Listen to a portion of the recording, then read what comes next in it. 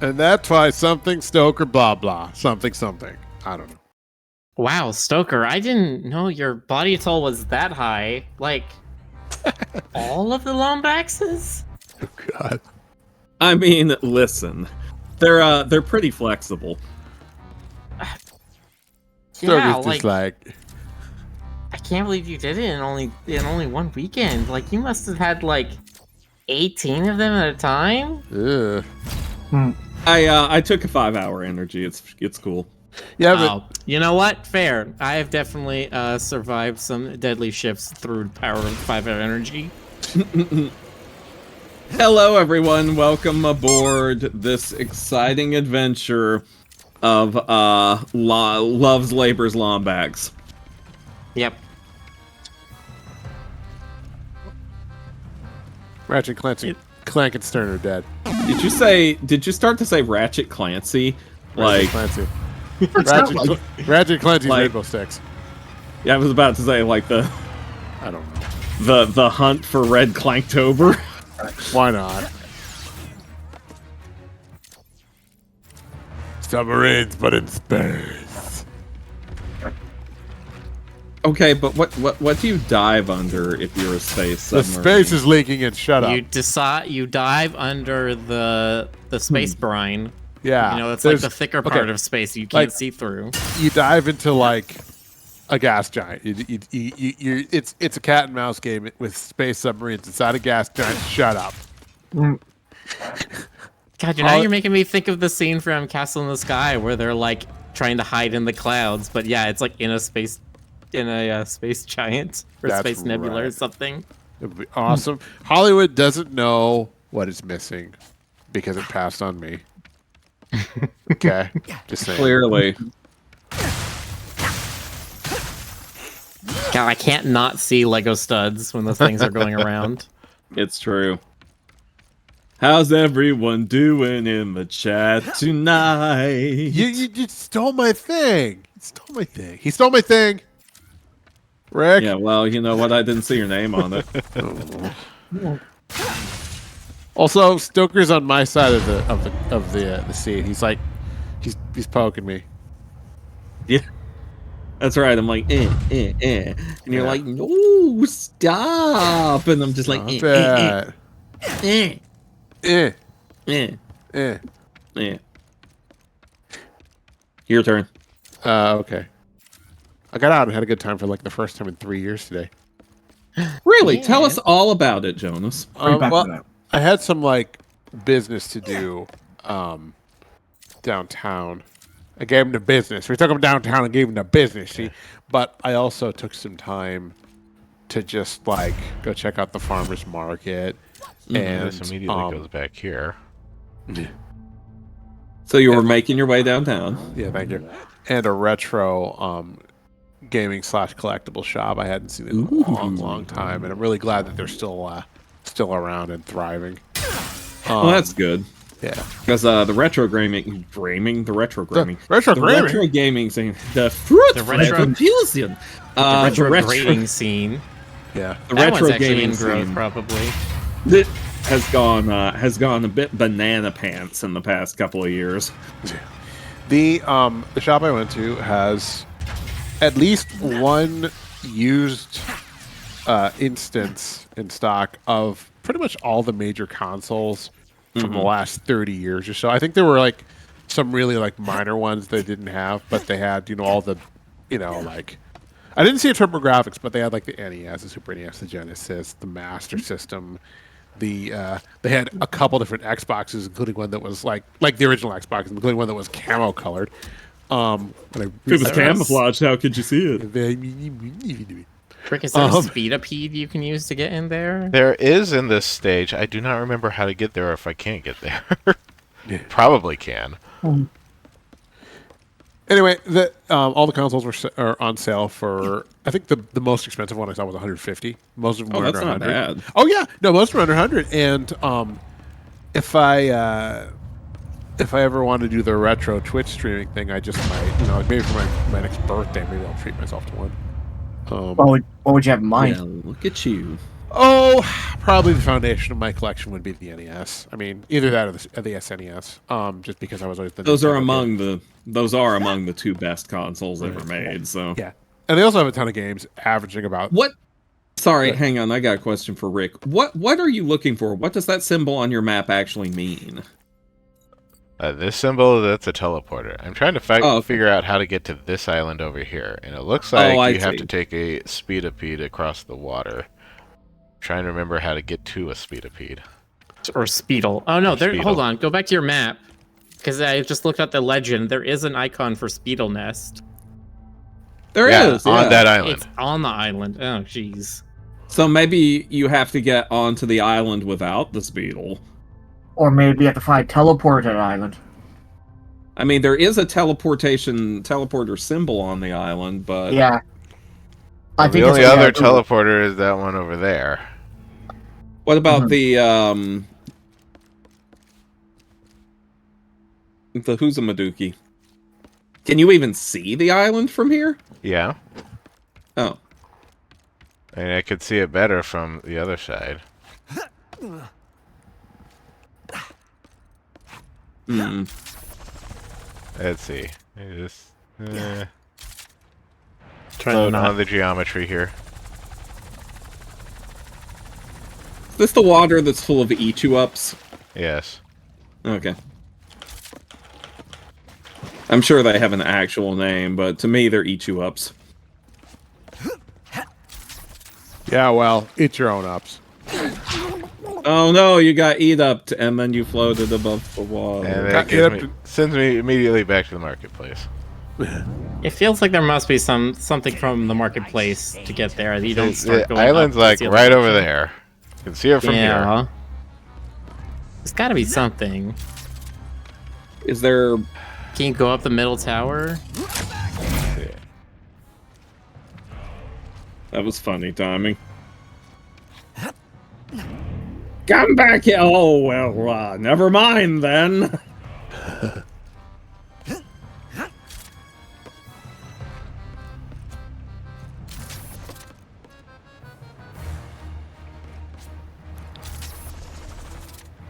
Ain't had a good fight in days. These swords getting rusty. Can you talk to any of these NPCs? No. Lady, can I buy your Speedle? I My guess I offer could is not punch you in the face. teleport back to the beginning, but I'm not sure if that would help at all. Doesn't say there's any Speedle nest down there.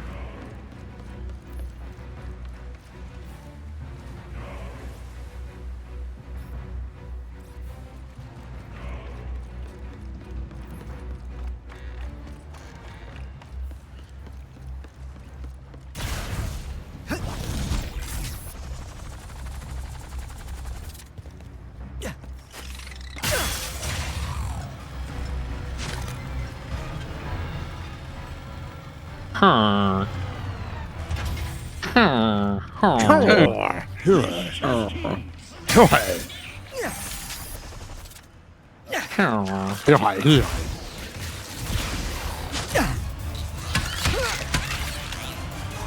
Trying to specifically do the villager noise, but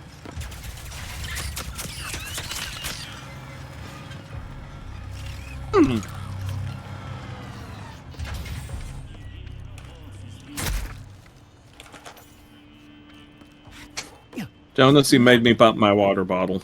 I'm sorry. Yeah, well, you Can't should even be. get on that ship right there. oh, it's just one big cube. Yeah.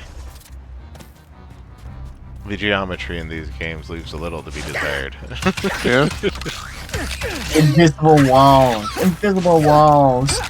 Invisible sandwich. You're so used to like Tears of the Kingdom design, where the design of the areas is not very prescriptive, whereas in this game it is.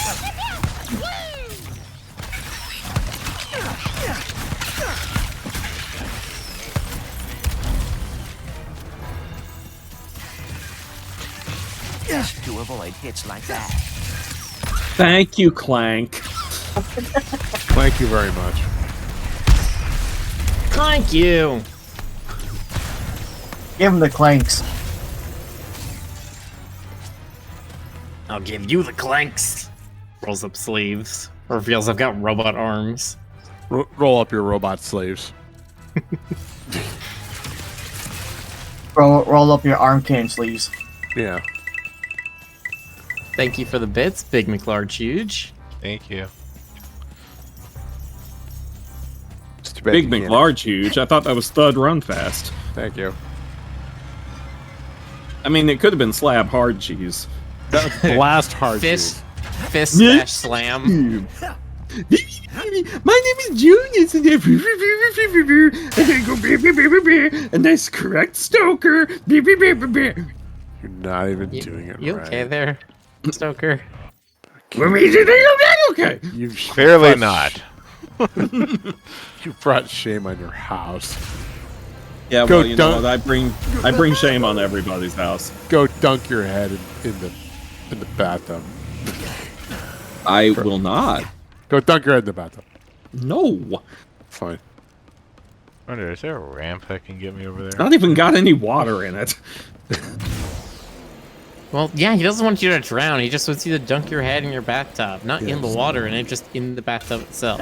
Yeah. Just Okay, put it fine, in there I'll do and it be later. like, Just hear the echoing of your own voice and let that be your suffering. That gets me over here. Aha.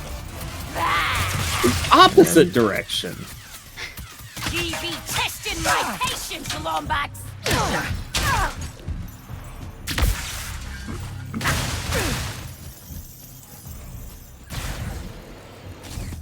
You are looking worse for wear. Why, thank you. Thanks, buddy. I think I see some rare titanium over there. I did too. Do I jump there from here, or do I go up to the ship? The platform, at least. What is this area called again? Like, what does it say in the map? Ardolus. All right.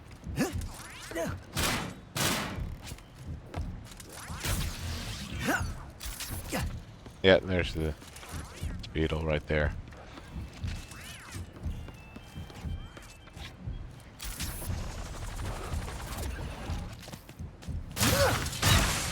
It appears the base of Skull Mountain is just past those wrecked ships. I love a game with a good Skull Mountain. Man, those are so hard to find on Zillow. I know at least one. I made one. On Zillow? No, on a cruise ship. what? Uh-huh.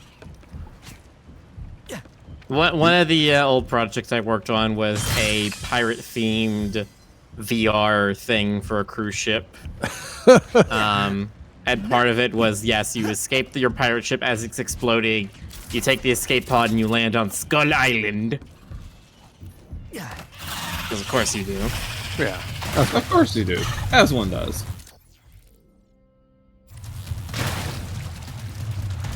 There you go.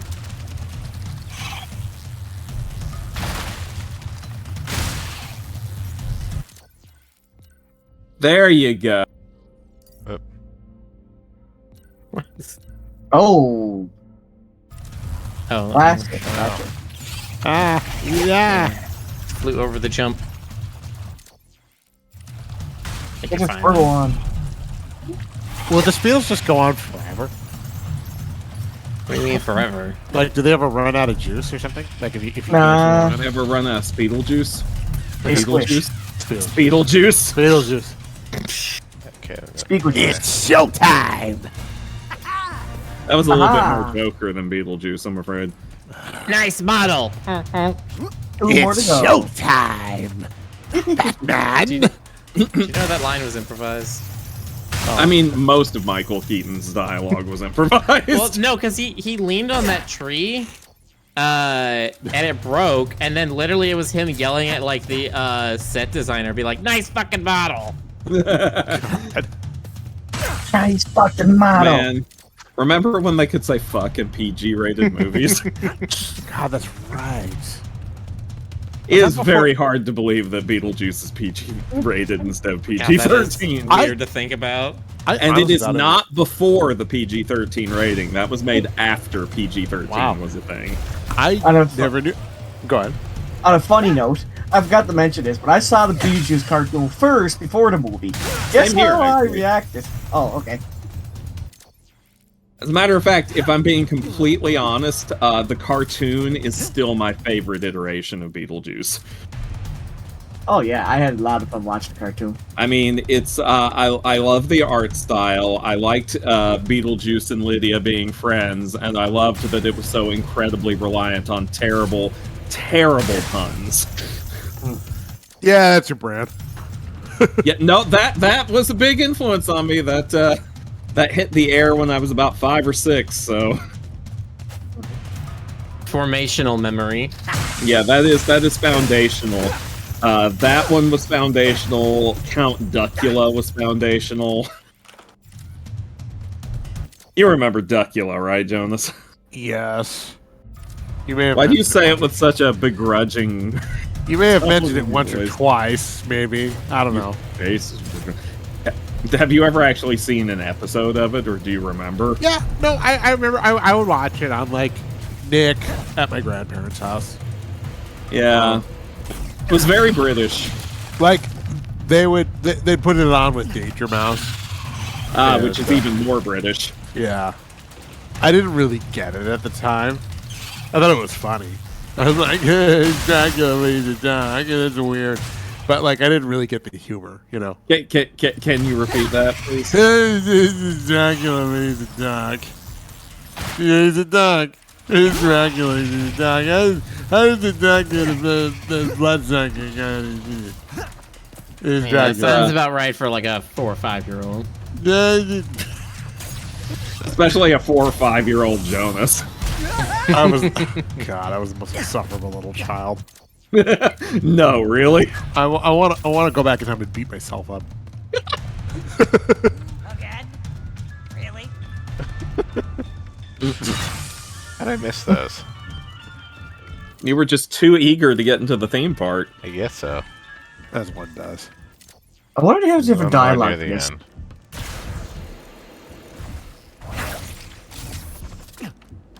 Maybe. Okay, yeah. It looks like all the doors might be unlocked. Yeah, probably.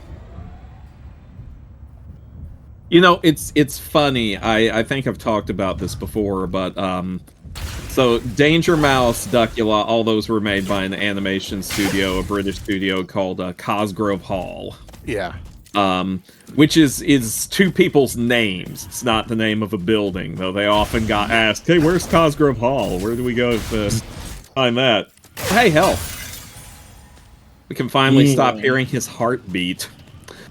But Well, that's what that is. Okay. yeah, it's letting you. It's the equivalent of the Zelda ding ding ding. Well, wait, but what if that ding ding sound, that is Link's heartbeat? It's got a What little if, bell. what if that's just what a Hylian heartbeat sounds like? Every time a bell rings, a Link is about to die. But so they made Danger Mouse first, and Danger Mouse is very British. But it was not super successful in the UK. It was moderate. It did moderately well, but it didn't become like the hit they were hoping it would be. The weird thing is they put it on Nickelodeon because early Nickelodeon didn't have a lot of original programming, so they mostly had like, you know, British and Canadian shows. Yeah, I remember. Like Pinwheel, stuff like that. Yeah, yeah. Even You Can't Do That on Television was Canadian. Was it? It was. That was not made for Nickelodeon. Did you know that? Sorry? th- Oh, there it is. Stoker says that You Can't Do That on Television was actually a Canadian show. That I don't know. Look Look it up. You know I'm right. Anyway, Now I'm curious. so they put Danger Mouse on Nickelodeon, and it was one of Nick's early hits. It really did well for them. So Nickelodeon decided to commission Cosgrove Hall for another show, and one of the Nick execs came across the pond at their offices, and there was a drawing of Count Duckula on the wall because he had been like a one-off villain in an episode of Danger Mouse. And he was like, "Who's that?" And they said, "That's Count Duckula." And they're like, "That's what we want." So they made Count Duckula, and they made it slightly less British. They put in a little bit more like slapsticky stuff because they wanted it to appeal more directly to Americans.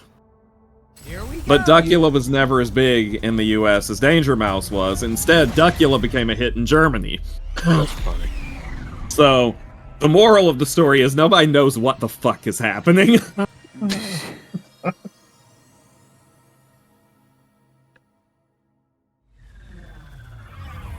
You know, it's probably some of it's cultural. I mean, you know how Germans are with vampire ducks.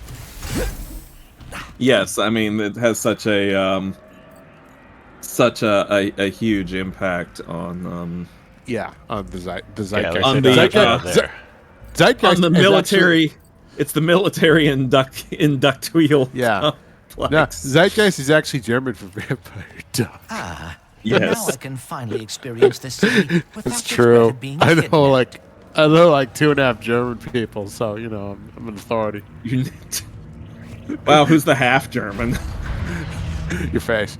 Well, I mean, I do actually have some German ancestry, so I have a little I was gonna bit. say it's not that he knows somebody who's half German, it's he knows two people who are 3/4 German. Exactly. And then if you like smush them together in like a phone booth, that counts as like one German person. Hey, have you heard that joke? What do you get when you put 14 white people together in a room? What's that? One full-blooded Cherokee. Wow. Nice. I mean, you guys are joking about this, but I am like 3/4 German, 1/4 Native American, so. See? Nice.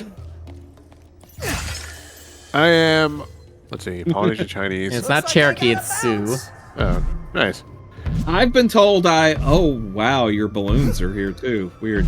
I've been told I have some Choctaw ancestry, but I'm not actually sure if that's true. I have no Native American ancestry, but I've got Chinese, Polynesian, German, Slavic, Italian, Jewish, and what else? Oh, and Polish, which I guess is the Slavic. We must have took a wrong turn at the Wombats. And only a tiny little bit of British. That was Okay, a good Non-inflated moment. one. We must have I took mean- a wrong turn at. Man, this game has so many lines. I love it. Did the parade balloons get sucked through one of the dimensional Yes. rifts? Looks Yes, like they it. That's did. what they are. Okay. I really enjoy the bounce sound they make. Like, this is very, very good sound. Gesundheit.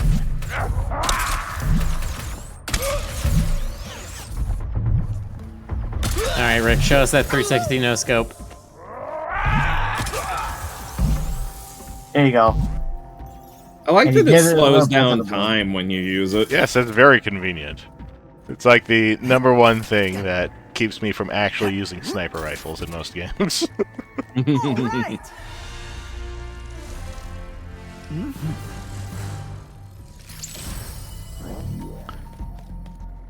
Oh, yay, now he can be emoji face. Lombax in disguise. Man, Collector Canine was like educating my Discord about all the Transformer Japanese stuff. No, the Japanese Transformer stuff in particular. Oh yes. Oh I yeah, saw let me that tell after you, work today. Collector Canine knows his Transformer stuff. Like, it is deeply impressive. I had never had anybody to feel that I was that deep into things, except for one of my uncles. He was more into guitars. He had really good deep knowledge of guitars. Nice. Oh, down on their luck robots are the saddest things. Up there. Maybe I have to figure out how to get to this first. Probably.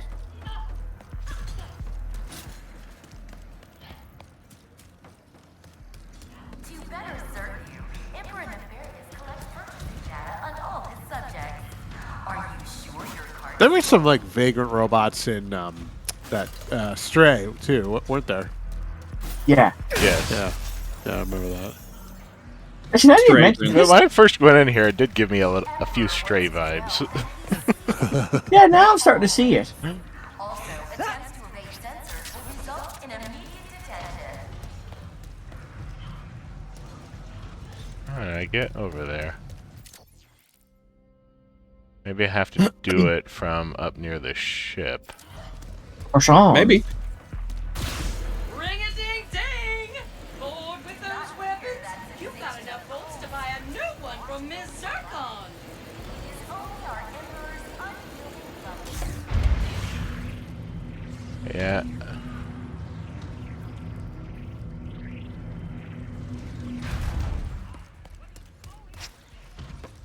Oh, 007. Yeah. Ooh. There's that rarium. Yeah. You have obtained the raritanium. Rare obtained. Hey, Rare look, a gold obtained. bow. That's a nice gold bowl. That lighting is so cool. I'm still waiting for one of them to, like, not magically go into their pack and just smack them in their heads. The bad coin. Or bolt or whatever. Confetti craniums. A burst of confetti flies out of an enemy's weak spot when hit. Huh. I say. Unsure how I feel about that one. Yeah.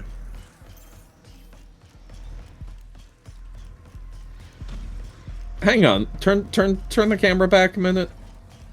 What is that? Is that like a Lombax robot? No.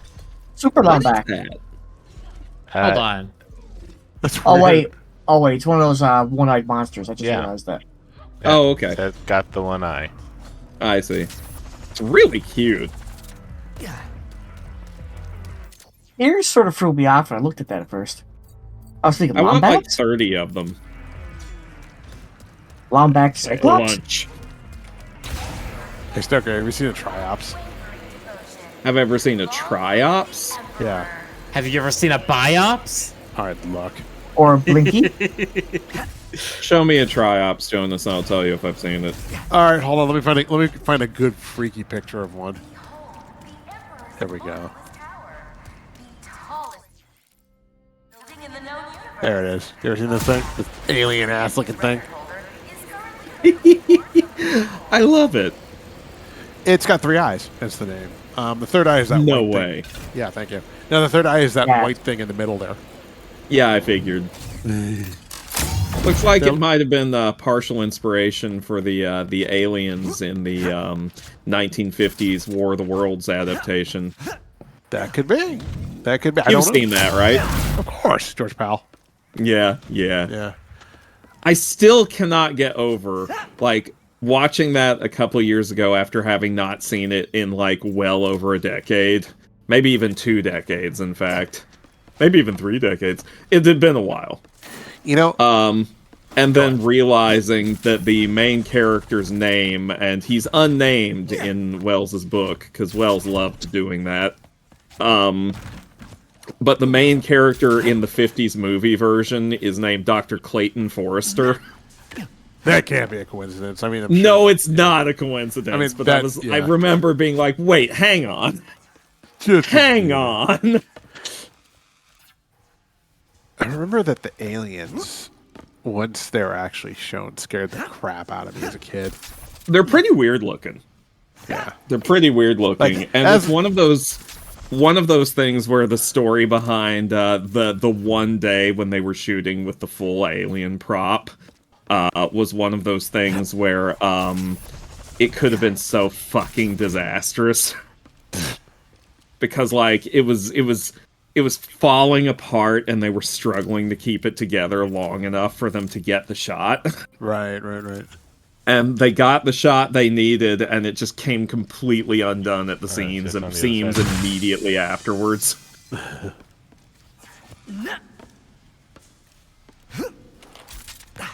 And they didn't even know for sure that they'd gotten the shot they needed. They just kind of had to pray. Yeah.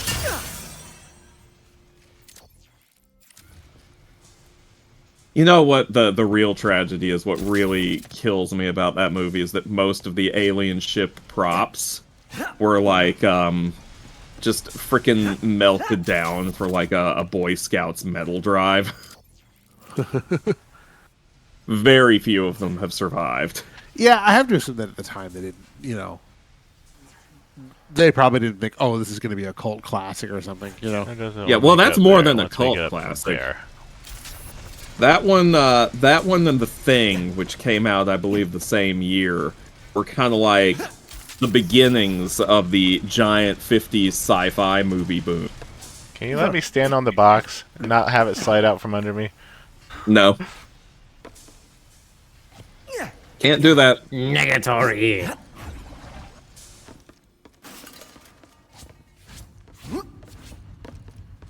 And of course, when I say The Thing, I'm not talking about John Carpenter's version.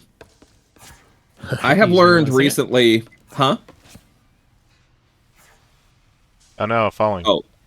Oh, Miller was just saying he was going AFK. I've learned recently that a lot of people don't realize that John Carpenter's version of The Thing was not the first movie adaptation of that story. People are forgetting that.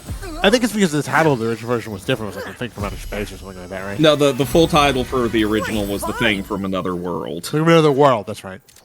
But it still tended to be referred to as The Thing. Right. I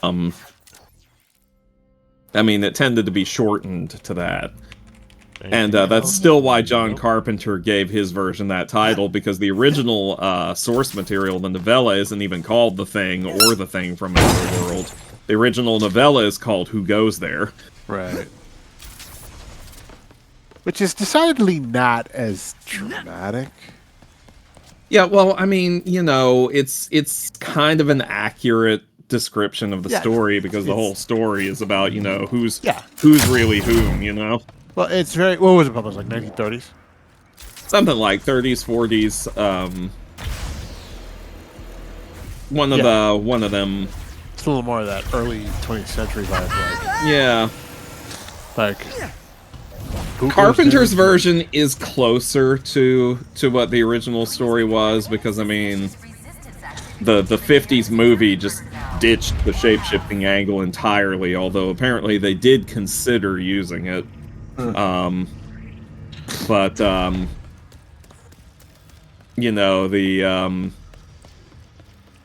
Carpenter has more of the concept and events in it, but even so, the 50s version the story version was still more optimistic than Carpenter's version ended up being.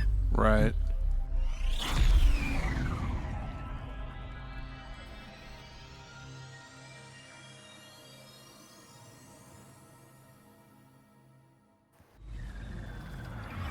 The Thing from Another Thing. Oomst. Yeah, fingers. Yeah, so the reason why Carpenter's version of The Thing flopped so badly when it came out in the 80s was because so many boomers loved the original version so much, and they hated how graphic Carpenter's version was, how graphic and how different it was. So it got like negative review bombed. Like, people tore into that movie. It took a while for it to be rediscovered as a classic. Now hold on a second here. Are you telling me that they could review bomb in the old days? Well, yeah. I mean, not without without the internet, but like all the critical reviews were like super, super negative. Some of them were really, really vicious. Yeah. Wow. Well, even I think, Carpenter went a little over the top, but whatever. Yeah, but that's what makes the movie memorable. Yeah, no, you're right. Because he took the old adage, don't show the monster unless you're really gonna show us something. They'll stick with us. And he took that as a personal challenge. And he went all fucking balls to the wall with it. Yeah. I mean, there's a limit to don't show the monster. because if nobody ever shows the monster at all, you're just gonna be sitting there like, "Where's the monster?" You know, Yeah. I remember this one Doctor Who episode where they never Midnight, where they never. I mean, it was okay. They showed the monster's influence, and that was pretty frightening on its own. But they never actually showed the monster, and it was still very effective because you never actually knew what the hell the Doctor was facing. Yeah, and even he didn't figure out in the end. Right, what he it never was. he never knew, and they never followed up on it.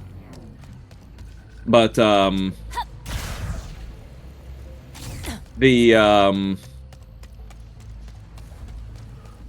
best example of I'm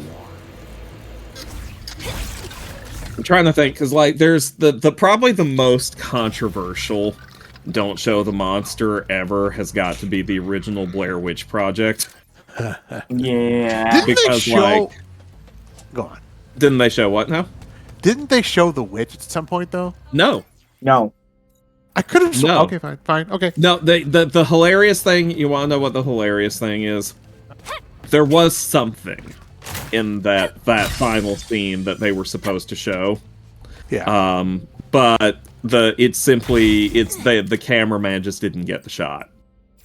The camera wasn't pointed far enough over in the right direction or whatever. And they were just like, "No, we're not going to reshoot it. We like it better this way." What was the thing they were gonna? I don't think they've ever shown. I don't think they've ever shown what it was supposed to be.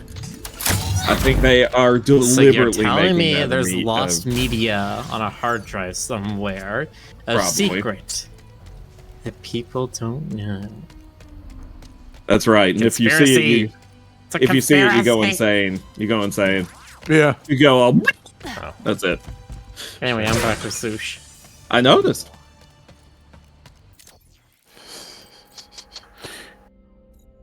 It was still too early in the life cycle of the internet for this to get leaked everywhere. I mean, who knows? The footage may even have been deleted at this point. Like how we will probably never ever see the lost footage from Event Horizon because the film stock was destroyed after being stored in this Transylvanian salt mine. True story. I forget, Stoker. Did you ever get around to seeing Smile? No, I haven't seen it yet, but it's on my list. Oh, you should watch Smile. You know what I really want to see that's out right now? Talk to Me. Have you seen that? Heard about that one? I haven't seen that one yet, but it's on my list. Did you ever see Black Phone with Ethan Hawke? No, I didn't get around to that one. Oh, that's another one you should absolutely Despite watch. the fact that every single time I saw the posters with him, like the hat and the glasses and the hair and the mask and everything, I'm like, oh, it looks like me when I go to the grocery store during COVID. Nice. Did I not get it? Nah, you're too high. Hello, gorgeous. She's so high. Wow, you have the voice of an angel. Rendering mode's pack 2. But this is the same that we had. Oh, newspaper, filmic, retro. Let's go with retro. Nice. Oh man, that's this feels like playing it on the PS2. You know, Chat, why are you watching this in 360p? Turn up your settings. Come on. Thank you. Now, if they're going to do this, they should reduce the number of colors too, because it looks strange when it's pixelated, but you still have the same palette. Like I would do like VGA, like 256 colors. I really like That this. can't good on stream either, because I'm sure stream is artifacty in other ways. Yeah. I really like that whatchamacallit that you fly around on.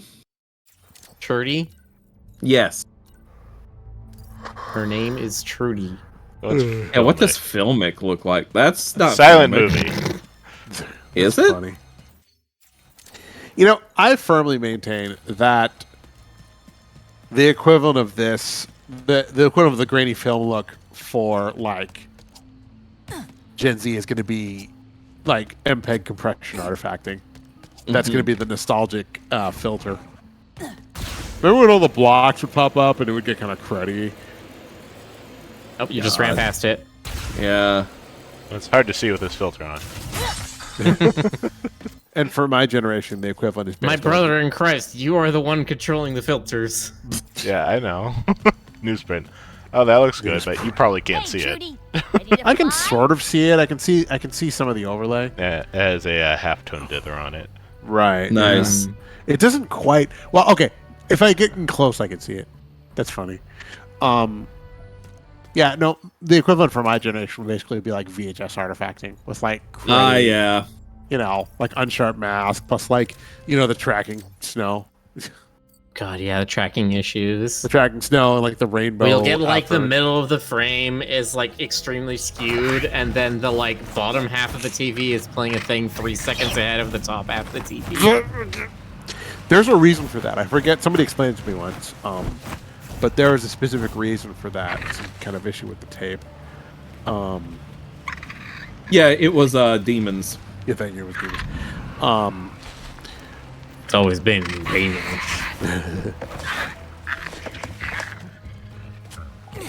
No, it's just magnetic issues. Like, there's so many things that can go wrong when trying to read magnetic tape.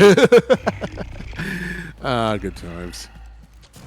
Unless you're in like a laboratory setting, like when you give this technology out to the common man, it's so easy for it to get fucked up.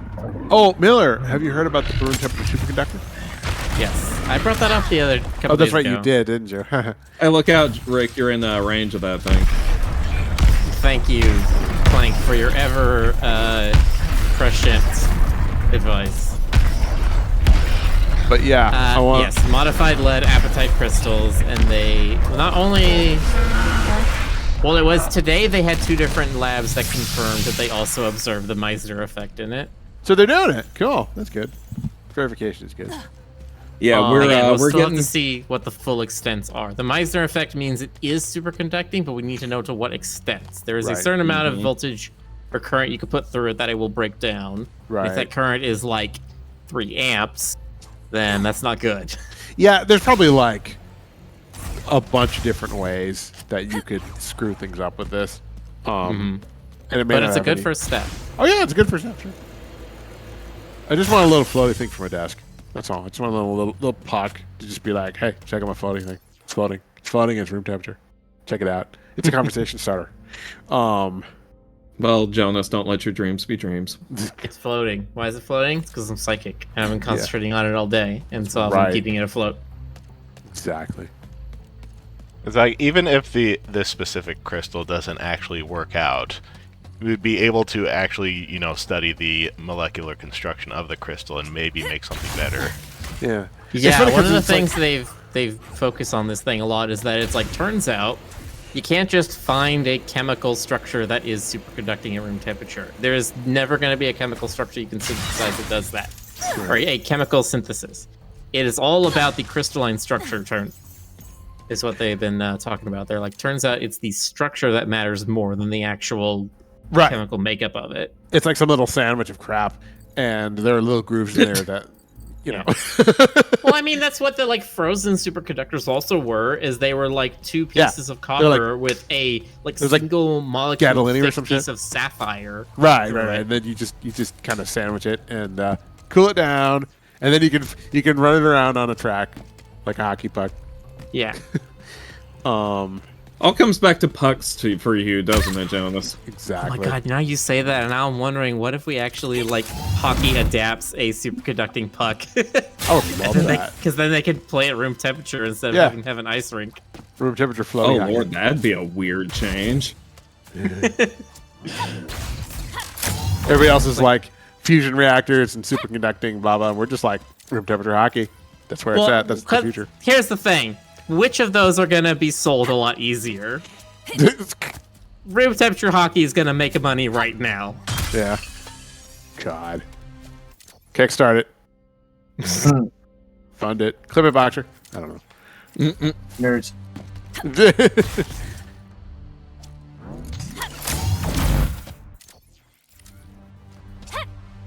Various metals do the superconductions thing if you make them single-digit Kelvin. Yes. It's not that there aren't superconductors that exist. It's that we don't have any that can work at ambient room temperature and ambient pressure. Right. And cooling something down to like near absolute zero is a lot. Not worth Yeah, it's just not worth it. So if we can get anything that even only takes a little bit of cooling, that's progress. it. Yeah. So we'll see. Wisely, people are skeptical because you kind of have to be for this stuff. So, smart science usually. Dang, that doesn't take long to kill you. No, there's not an eat you up here. You just die. I like Rivet's little yelp. It's cute. I have a friend who drew this wonderful pic of Rivet emerging from some of these waters, having fallen in and discovering that while it turns out all it does is it consumes non-organic matter, which means that she came out with a very different look when she went in. Cloth is made of organic matter. You don't necessarily know that Rivet's clothing is organic. Yeah, she has armor. I love that I try to go against this, and everyone else is just like, no, let the bat have his nude lumbax. Yeah. Yeah. Let the bat have his nude lumbax. Yeah, I figured at least someone in the chat would know what I'm talking about. Non-organic material, which means $8 bones and teeth. What bones and teeth are? Those are calcium. What the hell are you talking about? If you're talking about fossils, those are not the things that are in your head. A fossil is not a bone. Yeah, a fossil is a recess of a bone that was then filled in with rock sediment. Yeah. Yeah, I was gonna say she's not. In any event, it did actually take her robot arm too in the picture. Nice. I think I've seen that. Maybe you linked that to me. I'll link it to you, but she apparently has Calcium is spares not at made of home, carbon, so therefore non-organic. That's calcium. That's just one atom. Your teeth are not made out of pure calcium. Mine are. I don't know about you. I guess you didn't get the upgrade yet. The human 2.0 version where they fixed that funny bone glitch.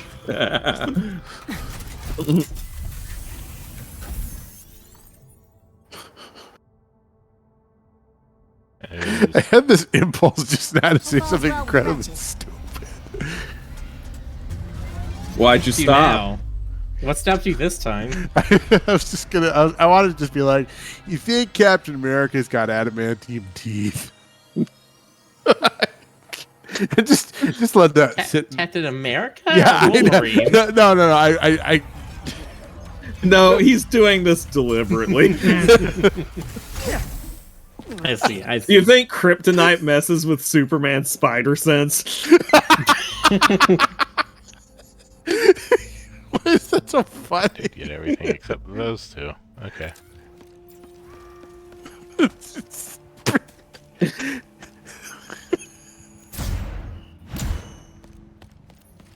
I don't know why that amuses me so much. God. You're a Joe's just monster. dying over here.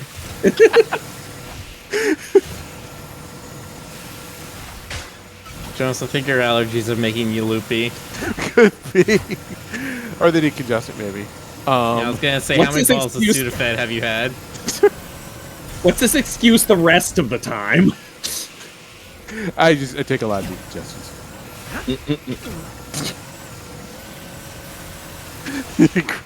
That's with a spider sense.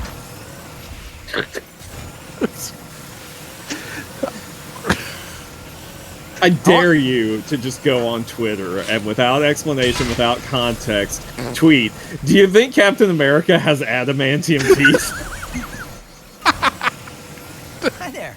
Good to see you. I'm glad you have decided to return. I want to force my way onto like a Marvel panel at Comic-Con and just be like, excuse me, everyone, hold on, I have a question. Like one with like Ryan Reynolds and Hugh Jackman there, and they're just like staring at me like, what the fuck is this guy?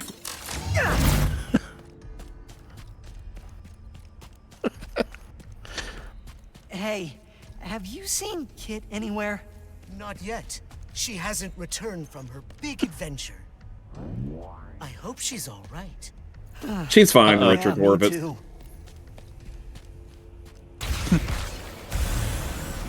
Just because you're not squealing and your usual high-pitched shrieking doesn't mean you can hide your voice from me.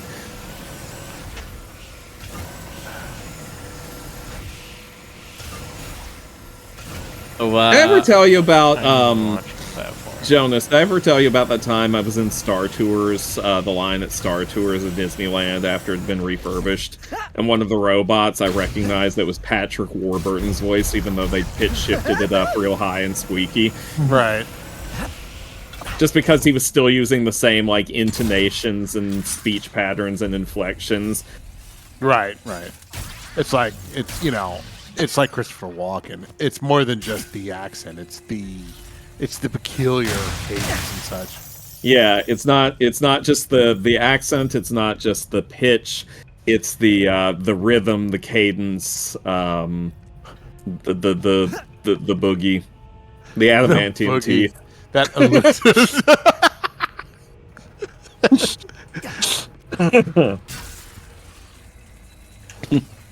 Did you know that George Washington's dentures were made of vibranium?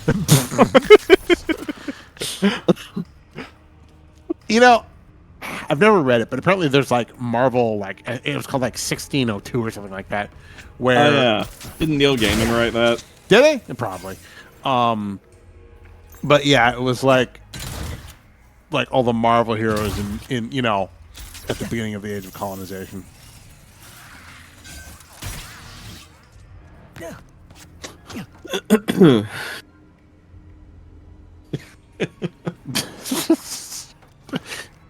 I've not found any ramps anywhere near that.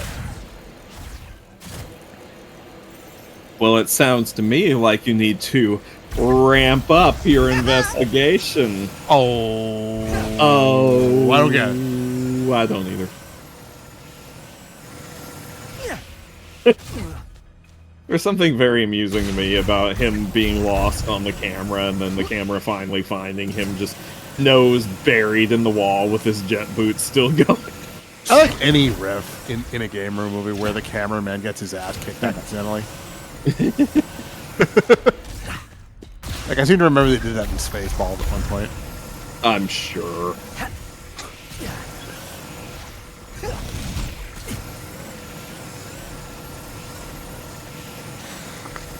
You know, the best / worst thing about Spaceballs is that the best joke in the movie is the very first one.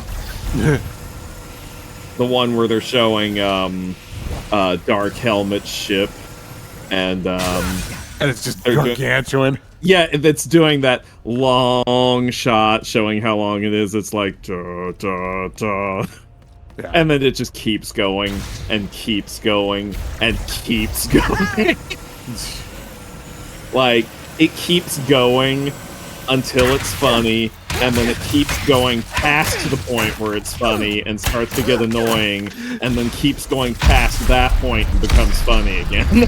You know, I've probably talked about this before, so stop me if I have, but Radiolab did a whole thing on that, like joke timing and how there's a science to it. And if you do a joke too long, it stops being funny. And then if you keep doing the unfunny joke, it starts being funny again. And there is like a fixed rhythm to this.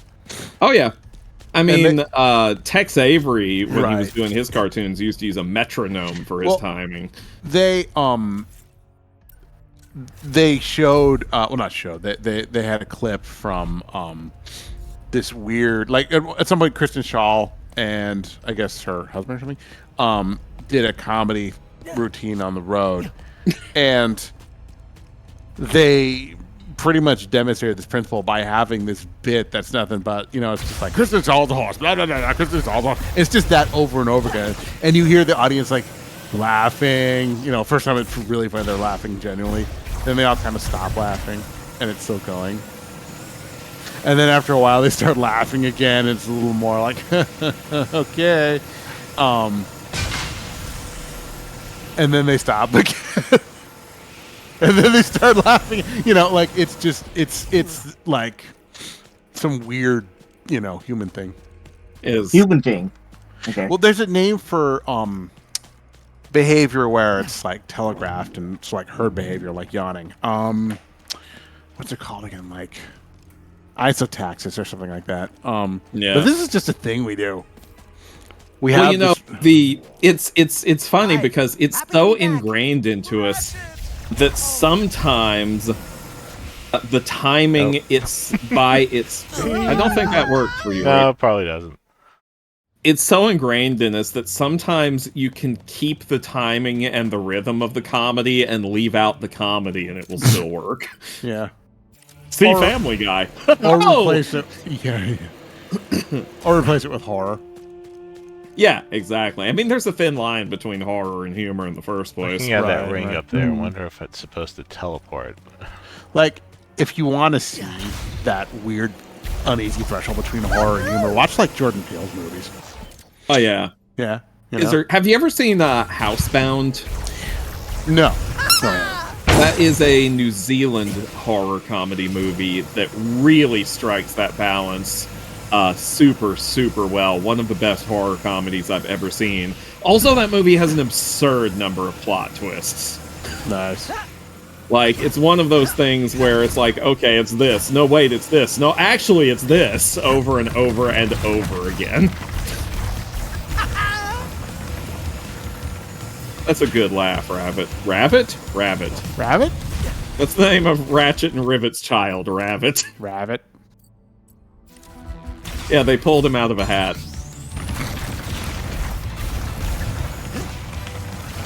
Comedy! Anyway. Or like, do you remember, this came up on Game Grumps once, but it wasn't a story that either Aaron or Danny had experienced. Instead, it was a story that Oni had experienced. He was a kid, like, elementary school, like, we're talking like 2nd or 3rd grade, pretty young. And the teacher, for some reason, wanted the kids all to get up and tell the class a joke that they knew, share their best joke with the class. And he realized he didn't know any jokes, or at least any that he could think of off the top of his head. So instead, he noticed that everybody seemed to have like the same rhythm in their delivery. So he just copied that rhythm, and he's like, "What do you get when you cross a beluga with a fluga? A beluga!" Oh my god, it's me. Yeah, exactly. Yes. And like the whole class lost it. Here. Yeah. The whole class lost it, and the teacher got all mad. That's beautiful.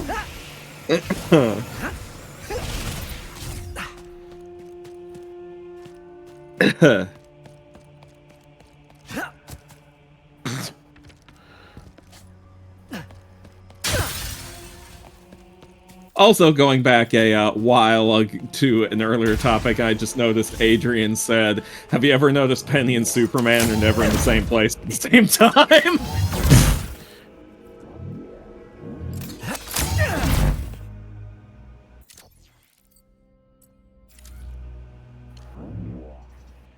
You know, with very little changes, I could easily have made the Penny comic into either a superhero comic or a magical girl comic.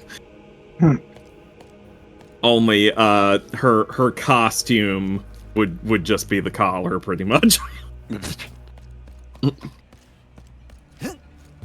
Like, I'm just imagining like the running to the phone booth thing and dramatically ripping the shirt open, only it's just like boom. Nice. I don't know, maybe I'll do an AU one shot someday that'll include stuff like that. Okay then. I mean, I have a lot of ideas for one shots. Some of them can and some of them not. The one I really want to do more than any of them is Jenny's backstory, because I have put a lot of thought into that. I don't even remember how much of that I've told you, Jonas. Bits and pieces. Okay.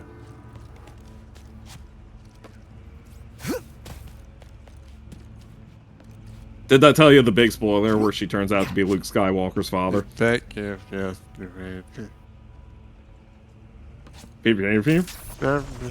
I don't I didn't give think me a you're second. gonna I make didn't give it. me a second jump. Which one is Jenny again? That's Penny's mother.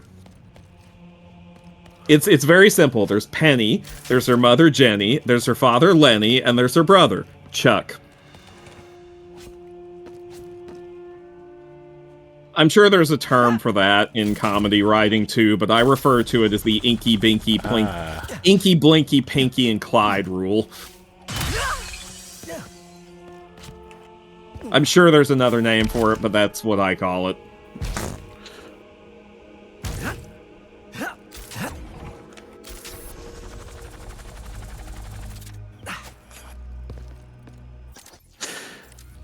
And be sure I got that one, but did not get out of the Rotanium. Chuck Norris, yes. Penny's brother is Chuck Norris. Isn't there a Japanese superhero parody about a woman who gets naked to fight crime? There's at least one. The one you're probably thinking of is called Kekko Common, which is created by the same guy who created Devilman. I've only seen, like, screens of different versions of Kekko Common. I've never actually read the manga or seen any adaptations of it. I know that it has something to do with an evil school and an oppressive headmaster who's her arch enemy, and she's fighting him, and his name translates from Japanese to like something like the devil's big toenail or something like that. I think I know what you're talking about. He's basically an octopus that can never die, if I remember correctly. You did it, you maniac! You did it! Oh no. I retweeted it. Oh no. Okay, I've seen it now. Why do I enjoy shit posting so much? It's not You're even a madman. It's not even all that funny. What?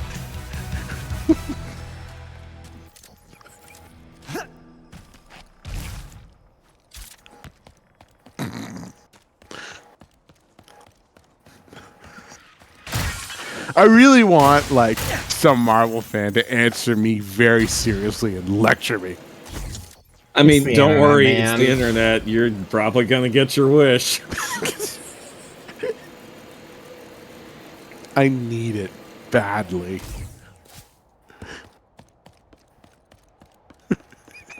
It's like plot location.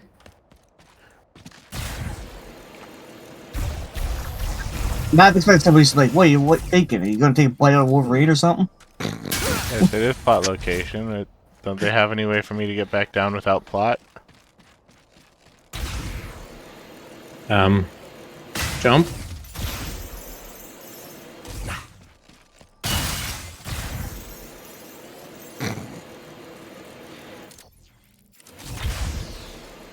You're a maniac. Oh. You're a madman. Give me one. Mr. Jones. Grinch. Still have not gotten that gold bolt. I'm not seeing any way to get it from up there. Is this is the gold bolt the last thing you need from this place? Yes.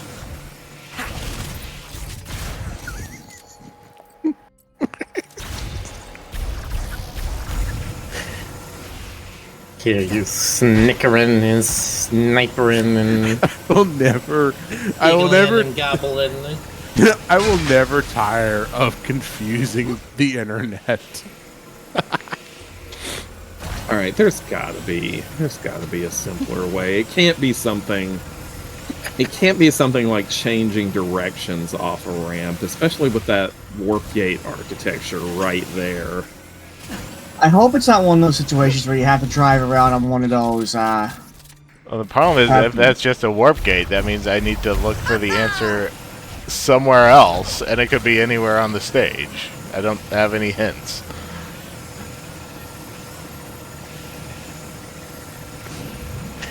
I mean, I mean, the thing is, though, that seems to me like it's the most likely possibility that there's just one warp gate that you haven't, like, found or activated or something. Doesn't the map show us that now? Does the map show warp gates?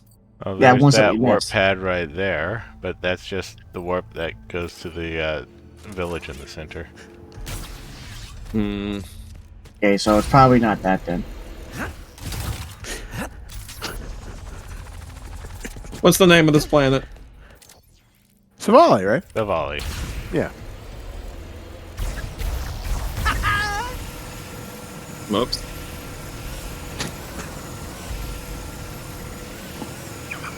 I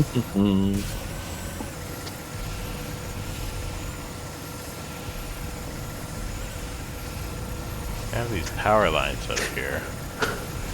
Yeah, I was looking at those, but I don't think But that's gonna those work. don't go anywhere near that. No. All right, would you say this is on a platform in the Eastern Plane? Is that how you would describe it?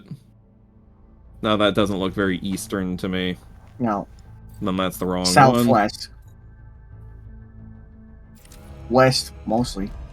Southwest, west. West, southwest. In the middle.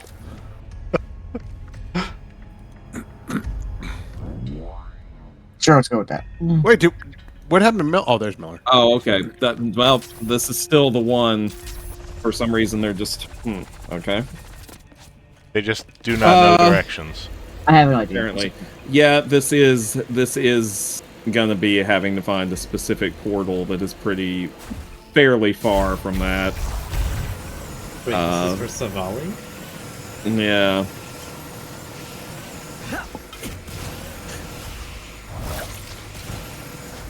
Do you want me to read you what this says, Rick? Sure. This is from IGN. This gold bolt is located in the eastern plains up on a rock column, but the way to get to it is actually in the northeastern canyons. Running through these canyons are 3 pressure locks that are spaced very far apart. I remember those. You'll have to use your hover boots at full speed and jet over each one. When you hit all 3 pressure locks, a portal will open up shortly ahead of the 3rd one that you can shoot through to get to the gold bolt. I remember those. There you go. Will you do me a favor? What's that? Will you reply to my horrible tweet with the question about Superman spiders? You're a monster, and okay.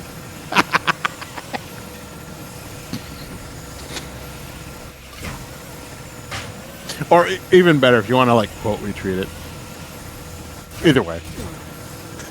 Yeah, you know what? I'll quote retweet it because then maybe this will become a chain thing.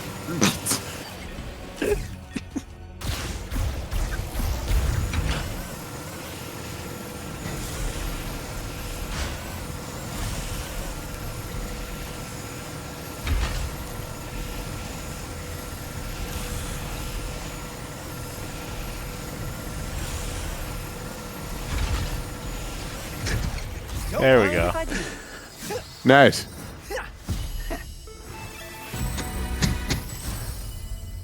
Oh, guys. Mirror There mode. you go. Oh no! Oh no! Flip the world horizontally. Oh no! Oh no! Does it reverse your controls, or do they still make sense? The controls still make sense. Nice. Okay. It's just that the entire world is flipped. Yep. Yeah, so... And now all my muscle memory is screwed up. You're like, still gonna leave it on for a little bit though. Yeah. Oh yeah, all your mental map of the world is now backwards. Wayfarer, it's good to see you. Hello again, Wayfarer. Oh, my compadres. Yeah.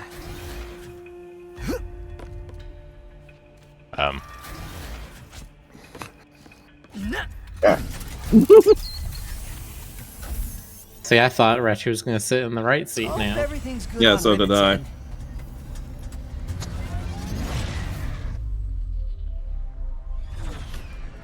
Oh, I see it. Wow.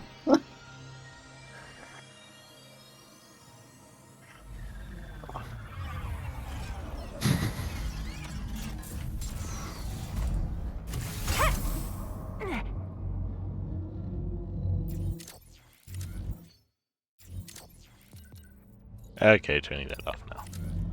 Mm-hmm. Need to actually navigate this place. Let's see.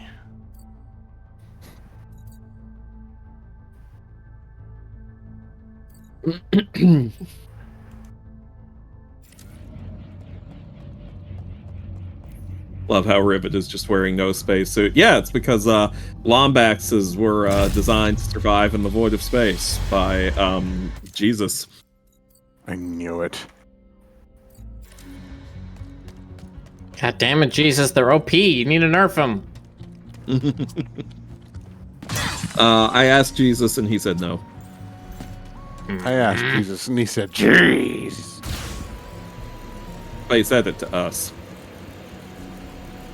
Okay, well, can you at least ask him to take the wheel for me? I'm like real down bad on this 40. I need someone else to drive. Wow, that sure was a noise I just made.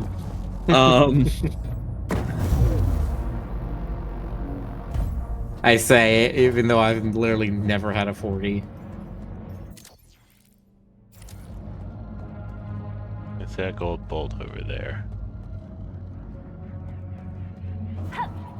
You know, that reminds me of a story. When I turned 21, Dad took me to Vegas, and I wanted to make a big deal. Like, this was like I turned 21 like the day we arrived in Vegas, and I really wanted to make a big deal of like going to 7-Eleven and having a 40 and having the guy card me and being like, "Whoosh, check it out, one day," you know. And I went and got like I went and got a 40 and I took it to the counter and I was like, "Here you go." And he's like, "Okay, whatever, that'll be $10." I'm like, "You don't want to check my ID?" You know? I mean, was like, it's Vegas, dude. Yeah, it was like, "Yeah, whatever, just give it, you know, it's $10." I'm like, "You sure you don't want?" You know? Mm-hmm. I wanted to be like, I could be a minor. You know, I really wanted to get on his case. Also, the 40 was awful. Yeah. I don't get why anyone want like have one of You those. don't drink it to enjoy it. You drink to drink it. I guess so. It's You not drink offer it you any for- happiness. It only offers you the option to drink a 40. It's the only thing you have to gain from it. Just box yourself. You drink it to blot out the memory of whatever it is that made you want it in the first place. Boxer says, "But I thought you were Jewish, Jonas. Why are you talking to Jesus? It's a bonus quest, okay? It's a DLC. Go away." Jesus is still a DLC. prophet in Judaism. Does he still count as that? I think so. It depends on who correct. you ask. Okay. The way that context situation you said right there, it almost sounded like you said Jesus DLC. Yeah, DLCs. You hear that, folks? If anyone want Jesus, just download one DLC. Exactly. Racist bonus quest. But spelled BONAS. Oh, I don't get it. The best part about the Jesus DLC is that it works cross-platform. Wow. Nice. God damn it. You took a couple seconds to think of that one.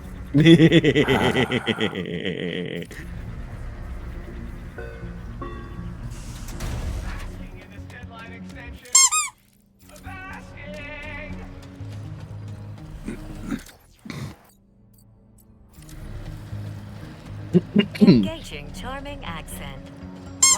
Good to see ya. Hi, Jim. I really enjoy Science Bot Jim. I don't know what you did, but thank you. Happy noises. Sad noises. Oh no, not sad noises. Sad noises. Goodbye. Aww. Goodbye. God, imagine if the Terminator talked like that. I'm here to rescue you. Determined voice. Come with me if you want to leave. Hold on. I must sacrifice myself. Sad noises. Sad noises. Thumbs up emoji. Determination voices. thumbs up emoji followed immediately by the fire emoji. Australian noises. Oh, no. everything's invisible. I think the platform's invisible. Let's see. Can I make them visible? Nope. Okay, so I guess I won't destroy anything else.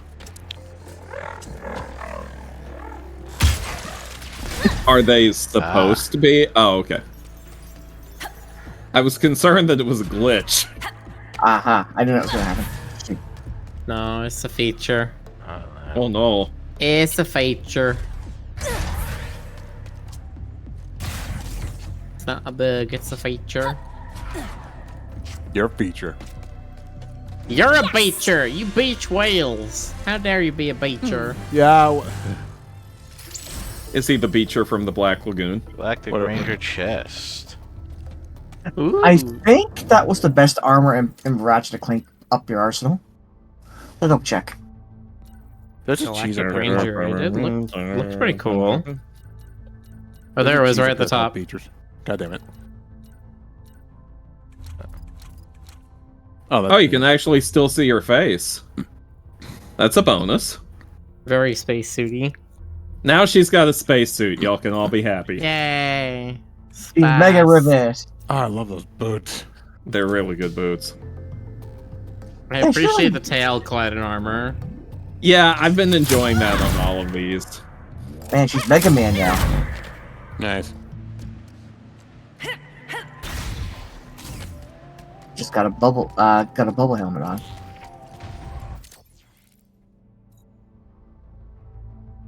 I've said it once and I'll say it again. I really love how the rifts work in this. Oh god. We just got the if Penny is somehow thrown into space, how would she survive? Oh my god. Look. Penny can survive anything. It's Joker, collar magic. what happens if Penny gets thrown into the Event Horizon black hole? Then the black hole gets all like, oh no, don't look. Okay, no, I was wrong. I'm trying to remember where I heard the Ranger. Black hole immediately loses its entire accretion disk and is like, oh no, I'm naked!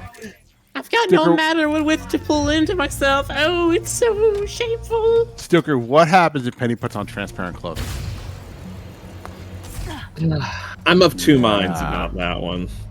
I've been of two minds about that one the whole time. I mean, if she's still embarrassed, then it's fine, right? Isn't that the goal of the collar? Is it does whatever it can to make her embarrassed? Well, it's like, but the thing is, like, there's being seen, and there's also feeling like you have nothing on. There's also feeling seen. Yeah, thank you.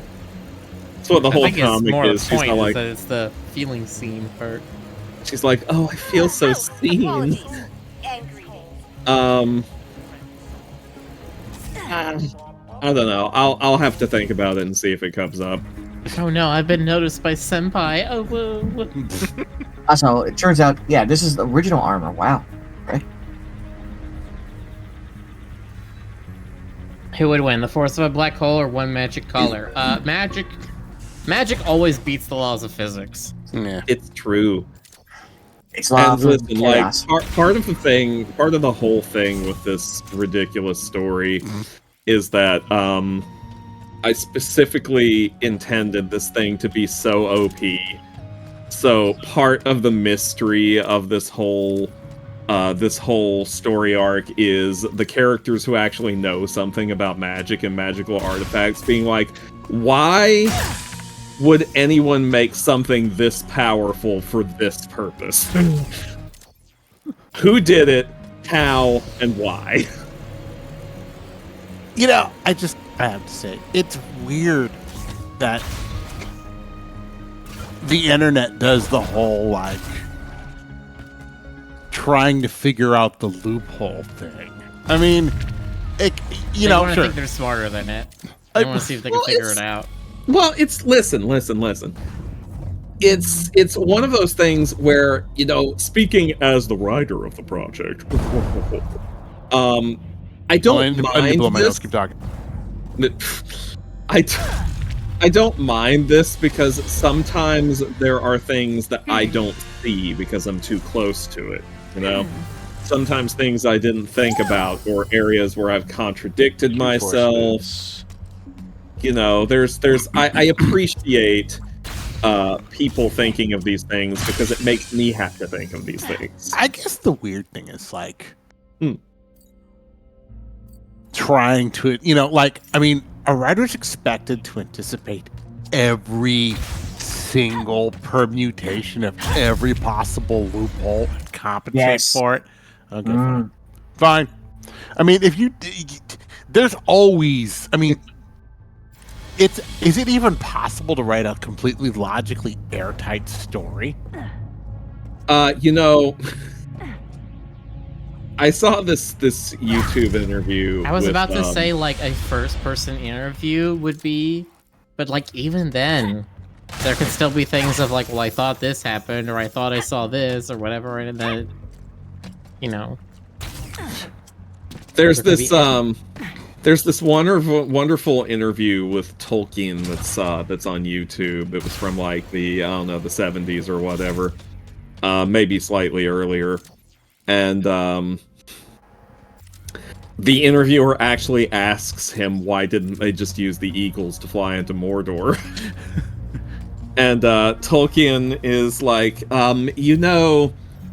there's this chap who's a very big fan of The Lord of the Rings.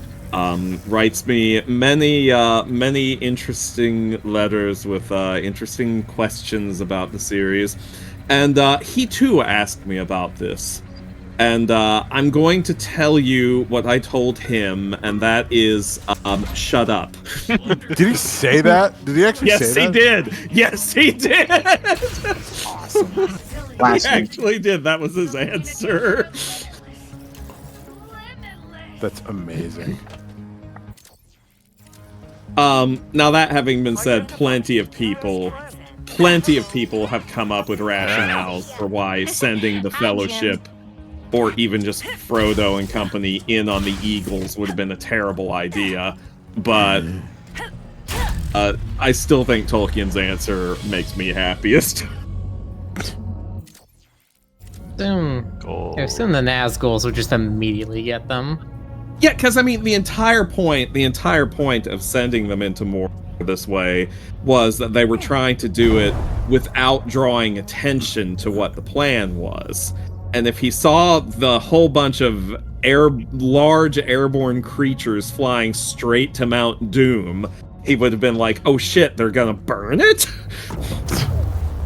Because in the book, he assumed his worst case scenario, his worst fear, was that someone with sufficient power and will would find the ring and force it into their service instead of his.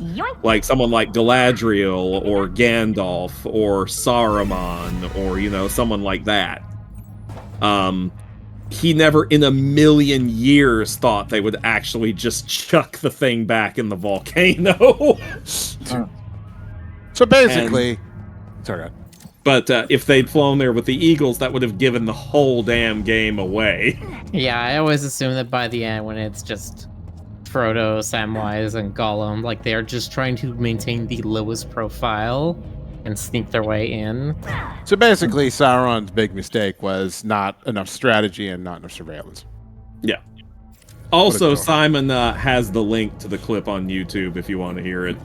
Nice. Yeah, he believes that other people are going to destroy them in the way that he planned to destroy other people, which is through power of will and physical strength and things like that. He did not think people would just give it up. Guy sounds like the thing about was his whole plan with giving away the rings is that he always assumed people would just want more power, that nobody would ever question it, nobody would ever not desire it.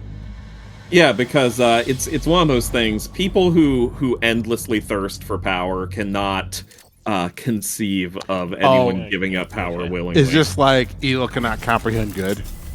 Kind of like, did you ever read that one Superman story where the kryptonite took away his spider sense?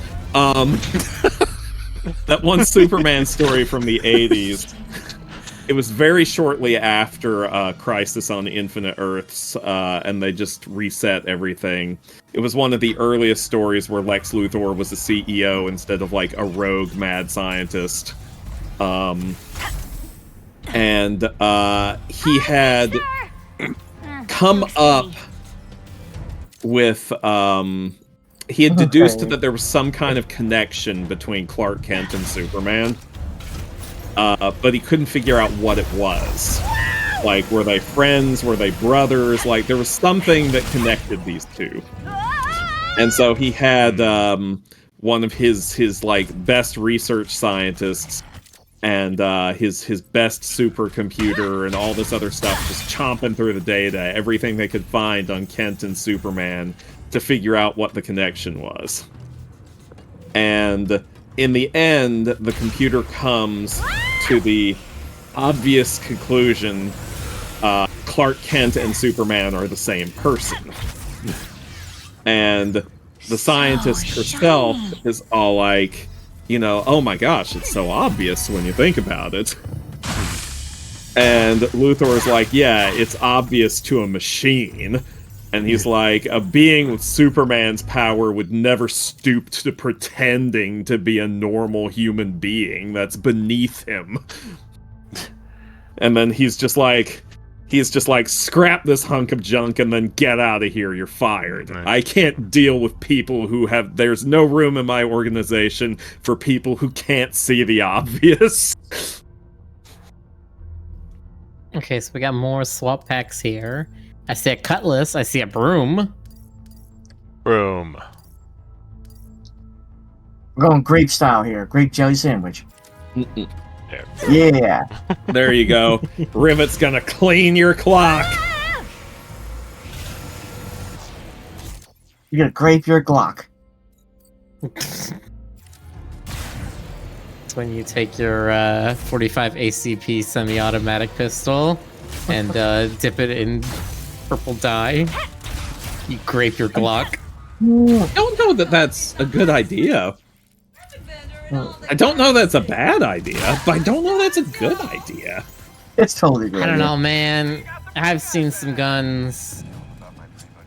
The cartels, they really do that kind of stuff to their guns. Everything is gold-plated and pink and purple and shiny as they get it. Mm.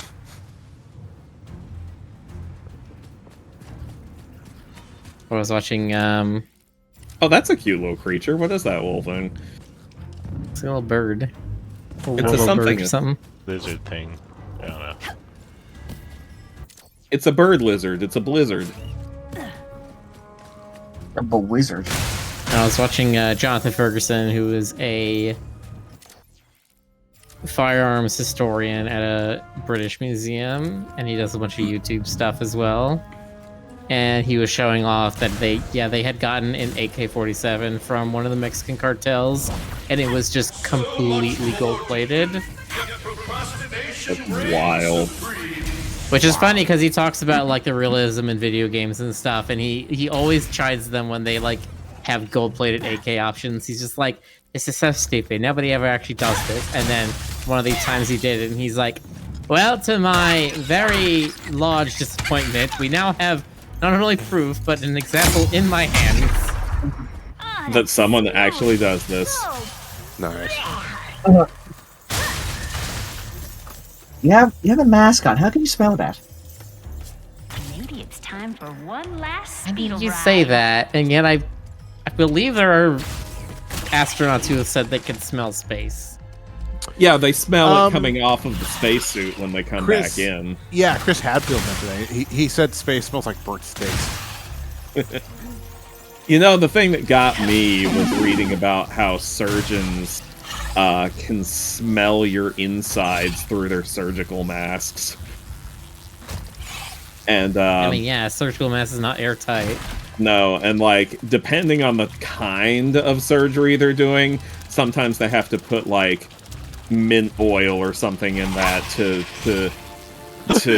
drown out some of the smell, because some of it gets real nasty, particularly if they're working on your bowels in any way. I thought for mention you for a minute you were like they put a little mint oil inside your body cavity. No. This is modern medicine, not like 1500s when they first started cutting people open and they just started shoving shit in there to fix.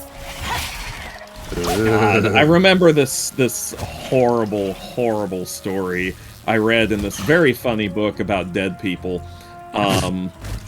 It was called Stiff: The Surprising Lives of Human Cadavers, written by journalist Mary Roach. Very good book, highly recommend. You may need to have a certain kind of sense of humor to appreciate it. I knew some nurses who would love that, but go on. Anyway, they were talking about an old-timey, Ooh. the Hey, Lombax Praetorian. Full set. They were talking about an old-timey surgical procedure. Wow. Nice. Wow. Now you just look like Doom Marine. But like Yeah, I was gonna say furry. that's some Halo energy right there. And you got a Someone broom. needed to guy. have given this armor to Isabel in Animal Crossing. The life is but, quiet all around. Cute little island, nice and non-violent. But the basically, like, they had this guy they were operating on in the pre-anesthetic days, and it was one of those procedures that was out in the public, where they were just inviting people to watch. It was a mixed crowd. It was both medical students and just, bloodthirsty looky-loos. And I forget what kind of procedure it was, but they were like the bits that they needed to this may be too gross, but I'm gonna finish it unless someone tells me. The bits they were trying to fiddle around with were too small for their fingers. And so they started inviting people from the crowd to try themselves to see if they could get anyone's fingers to fit. And this literally went on until the guy actually just begged them to stop. Anyway, he died a day or two later. Oh.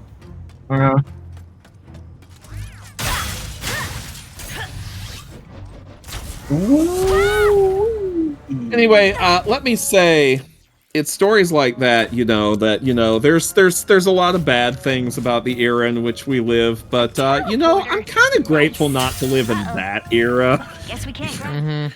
Well, okay, you say that, but like in another, 300, 400 years, they're gonna be like, yeah, they, what would be an example? Oh, They yeah, use they're gonna be like, this barbaric people. They gave each other poisonous fluids and called it chemotherapy. Yeah, what an awful thing. It'll be like, like Dr. McConnell, it'll be like, Or like, oh my god, they did they like cut open their entire abdominal cavity just to fix one tumor. Yeah, they, they used, they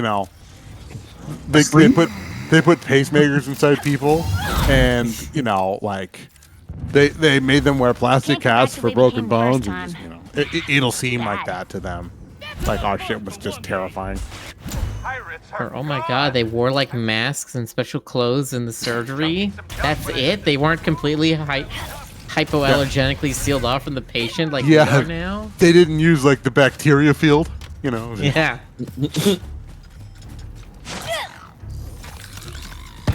Wow. It happened before, it'll happen again. The cabs look like evil Sebastian. That's awesome. Oh, wait, wrong? What's up there? You wanna kill the girl. Akuro Kibagami says, our idea for fixing teeth is welding metal to them. Yeah. I have a cap. One of my front teeth is a cap. You can only see it under black light. All that. I have a cap. I had braces for a couple years. Never had to have braces, but my brother did. He had to have a retainer too. I have had unusually good luck with my teeth. Never worn braces, never broken anything. I've had exactly one cavity and was told it wasn't my fault. There was just a weird little crevice that I couldn't clean properly. I had a retainer. I was buck tooth when I was born. And let me see, I had braces. Oh no, I actually didn't braces. I actually had two types of retainers. One for my teeth, my buck teeth, and one for my bottom jaw. Oh boy. I did have to have my wisdom teeth surgically removed. That Ratchet's got I had everything one. right now. And nobody, my sister doesn't believe me, but yes, I had one. One wisdom tooth? Yeah. I went to see my dentist recently, and I looked at the x-ray they took of my teeth. And I was being like, hey, doc, do you think that's a concern? Because I can see my wisdom teeth, and they're 90 degrees to all the other teeth. Is that a problem? That's how mine were. And they're like, nah. They're like, if it doesn't bother you yet, then they're probably not going to grow anymore, and you're fine. You ever see like the X-ray of the baby's head with like the millions of teeth? You know, Yes. Oh, God, yeah. Yes. And Makes it's like, me so happy. It's like that makes sense, but at the same time, it's creepy. Yeah. So freaking creepy. So weird. Sorry. You know, that makes me think of, have you ever seen what a horse's feet look like after it's born? Immediately after it's born? No, I Immediately after it's born? No, I haven't. I have. Because that's kind of gross. It is really gross. If they had hooves, they would like scratch the womb and the placenta and stuff, and that wouldn't be good. So they don't have hooves when they're born. Instead, they have these weird little fleshy finger things. What the hell? Someone send me an image quickly. Miller, Jonas, one of you, I must see this. I'll let you do it, Miller. Feels so good to be a part Okay, of I something guess. bigger. Even though I don't know if I want to look at it. Watch your wires. The first result on Google is, why do more horses' feet look like that?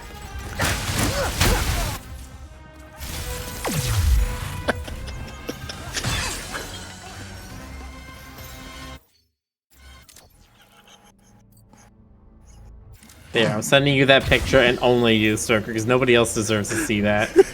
Alright, let's see. Get a closer look. Oh, that's as close as I can get. Wow, that's so Lovecraftian. I had a feeling you'd say something like that. That's fascinating. And then all of that just gets, like, encased in the hook? Oh my god, this is gonna be... just falls off. This is for Stoker like the equivalent of what jellyfish with eyeballs is for me. I don't know about that. Yeah, hey, I said it's true. Oh, they're called horse Oh, feathers.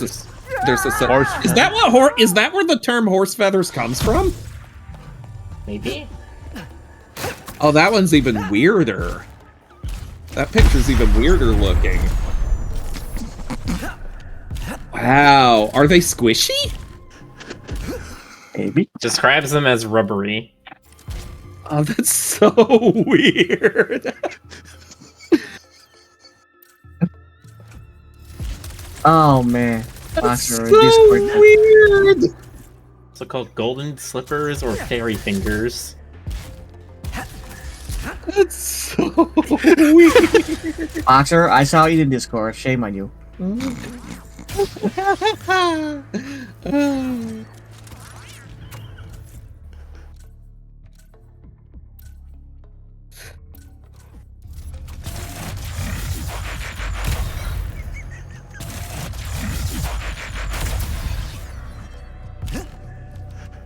So how long do they stay like that?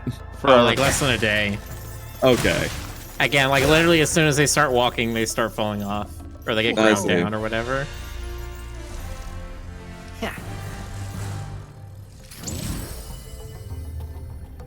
Captain Starshield. Captain Starshield. What is it, Jonas? What are you laughing about, you monster? See what I messaged you with. Oh, let's see. That's a full one for this. The bot seems to be dead, Rick.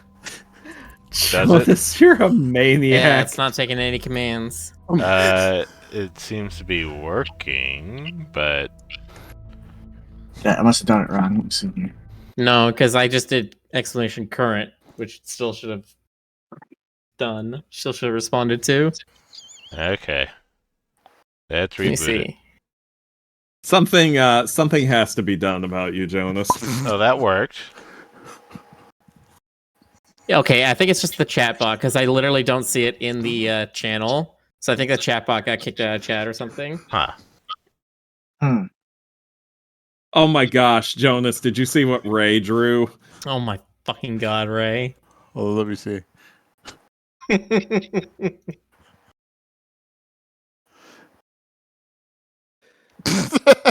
Nice, Ray.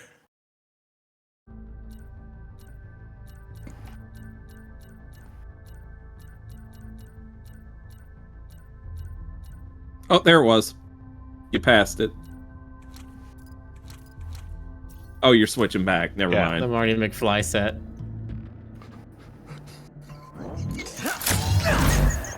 Are you still giggling about this?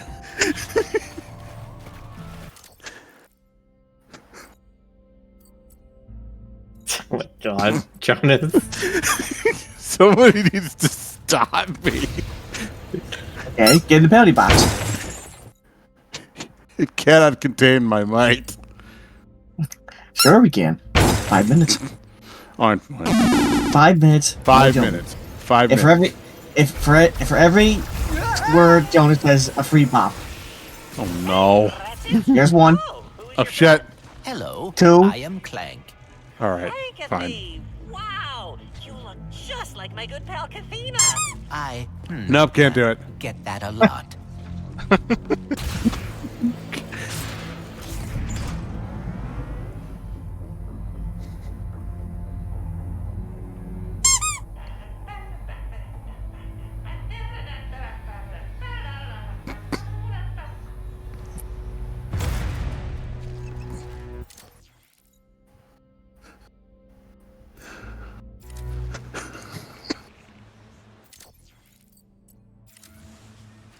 Man, sure there's a lot of bopping going on today.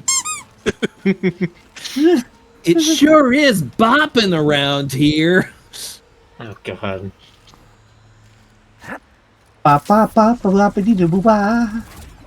God, can you imagine if they're like, hey, we want to do another Smash game, but Sakurai said like he's done with Smash, he just doesn't want to keep doing that for forever. So instead we're gonna reboot Captain N. Oh my god. Oh man, you know what? I sort of had a headache when I thought about it, but Netflix probably would do something like that. Oh yeah, I could see Netflix and Nintendo working together on something like that. Yeah. But they would do it as like a mixed CGI IRL. It would be real. The Captain N himself would be a real guy, and then he'd be surrounded by CGI versions of all the characters. Yeah. God, It'd you be remember like- those old things of like, here's what a realistic Mario would look like? Yeah. Yeah. It'll be like the live action One Piece of Captain N. That's the way I was thinking about it. Jesus. Zeronian's like, no! Indeed, that would suck. Oh, you're bopping me. You're bopping the GC. You're bopping the good ideas. I see. I see. I have to kind of admit, I would love to see the live action version of that incarnation of Simon Belmont. Oh gosh. Can you imagine? What about that incarnation of Mega Man? Oh god, what would Mother Brain look like? Okay, no, here's the thing. If Mega Man's going to be a major character, I'd be interested in it. However, there's a small chance that he's a joke character that shows up for 5 seconds, and he's played by Nicolas Cage, and he's made to look like that one terrible box art. Where he's just got an actual, like, 45 in the hand instead of the Mega Blaster. You know, I'm surprisingly still okay with this. What about Bruce Willis? Oh, actually, never mind. What? Yeah, I was gonna say. Mega Man. No, you know who it should be? You know who it should be? It should be Danny DeVito. Nice. We'd have to go with an old action star, because that's what the vibe was. But Danny DeVito's so old now. What's your Still point? kicking though. He's still, he's still doing his thing. He is. He's in the Haunted Mansion movie or something. He's in the Haunted Mansion movie that just came out. Danny DeVito would be Dr. Light. Actually, that would be good. I could see that. We have to go get the power source, Mega Man. That was a good Danny DeVito. The only question is when we got them, why we? No, if you've not seen that one Mega Man cutscene where it's very clear that the voice actor for Dr. Light was very drunk. No, I don't know that I have seen that Just one. look up the cutscenes from Mega Man 8. All of them. They're hilarious. Oh, yeah, good. he is very clearly like doesn't know his lines or is inebriated or something. I'm pretty sure he didn't know his lines, or like the accent or anything like that. You know, Blubs them so much. do you know the Legend of Spyro games? Like the specific I'm familiar with the Spyro trilogy, games. the specific trilogy where they tried to make it like an epic fantasy with a bunch of celebrity voices. Oh, I don't think I do. Okay, so frickin' Elijah Wood is Spyro. His mentor character, a red dragon named Ignitus, is Gary Oldman. And Sparks the Dragonfly actually has a voice. He's like the comic relief sidekick, and he has a different voice in every game. And in the first game, his voice is David Spade. And, like, you know how you're talking about people phoning it in and or being drunk in the voice booth? Yeah. That is exactly how David Spade comes across in the first Legend of Spyro. Like, you can 100% tell he's like, it's a paycheck. Where's my beer? And, it's really somehow more amusing to me. What's amazing? See, Oh, sorry. in the second game, they replaced David Spade with Billy West. And then in the third game, they replaced him with Wayne Brady, which was really jarring. Wow. I Nice. like that. I like how that guy thinks you're still a decorator. Actually, like, Spyro's love interest in that trilogy also has a different voice in all three games. Her name is Cinder, and she's the villain of the first game and the girlfriend in the next two. And she's like, she's Cree West, or, Cree Summer? Cree Summer, thank you. I knew it wasn't West. Cree Summer in the first game, Mae Whitman in the second one, and Christina Ricci in the third one. Nice. God. Yeah, the casts of these games are truly strange. They kind of did that with Crystal's voice, too. Yeah. I mean, and Carmelita. Carmelita has a different voice in every Sly game. I mean, I'm not a stickler for consistency. It's just odd, you know? God, there was, Yeah. the thing that got me the most about the freaking voice casting in The Legend of Spyro was, in the third game, they decided to cast Mark Hamill as the villain. This ancient, sealed-away evil dragon named Malefor. Did he do the Joker voice? No, that's the thing, like, they put his voice through so much processing and shifting that pitch shifting that not only was it not recognizable as Mark Hamill, it was actually impossible to understand what he was saying at all without the subtitles. You know, they kind of did it with Hugo Weaving's Megatron voice to the point that, like, you would never know it was Hugo Weaving, which is funny because, like, what's the point of casting Hugo Weaving then? Right? It's like how the most recent the animated Addams Family movies had Snoop Dogg as Cousin It. Wow. Well, you wouldn't normally hire Snoop Dogg to, I think the thing's frozen altogether now. Uh-oh. I think you wouldn't hire Snoop Dogg for his voice normally anyway. So that's definitely just, you know, celebrity casting. Yeah, I mean, that's fair, and also it's kind of funny, undeniably. Yeah. But,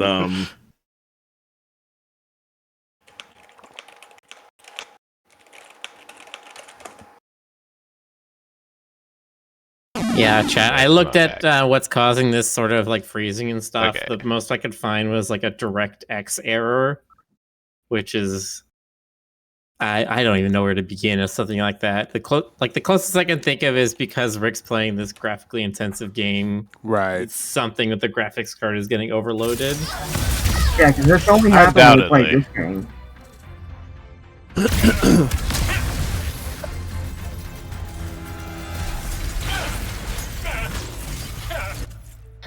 Hello, Ratchet the Fox. Well, isn't that a serendipitous name? We're playing Ratchet the Clank. Ratchet the Hedgehog.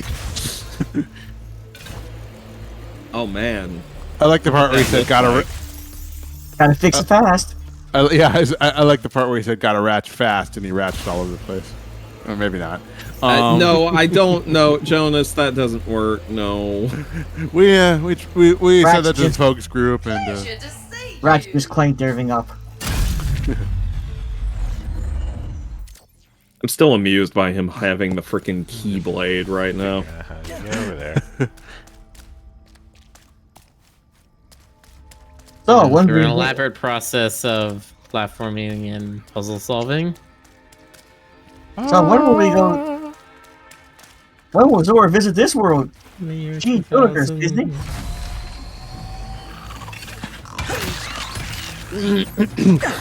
Oh, right, that's the one. Thank you, Ray. She ratchet on my rift till I clank. Man, I wish. There's something deeply wrong with us, and I celebrate it every moment. We're particularly on the juice tonight. To be fair, the Ratchet Clank really sort of. Well, I would say yes. It all started by Jonas, all right? It's his fault. No, I mean this series right here is known for these kind of conversations. Oh yeah, no, the Ratchet and Clank series encourages the innuendo. Yeah. They know what they're doing. I saw online that one I think it's the 3DS version. There's even the right one of the opening lines is they stuffed they captured him. They got him hooked up to a chair, and one of the lines he was going to say was, "I don't like how they take the mask out because they can tell he's trying to say something." He goes, "Get me out of this chair," and I could swear that my tail is straight up my. And they put the mask back on him.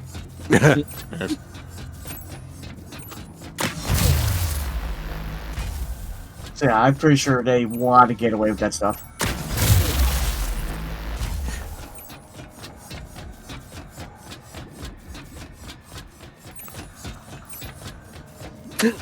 You found a golden bolt. Innuendo. Mm-hmm. Wow, there's only 3 left to find in the whole dang game. More ship skins. Bubblegum. Bubblegum! What if it really is bubblegum? Bubblegummo.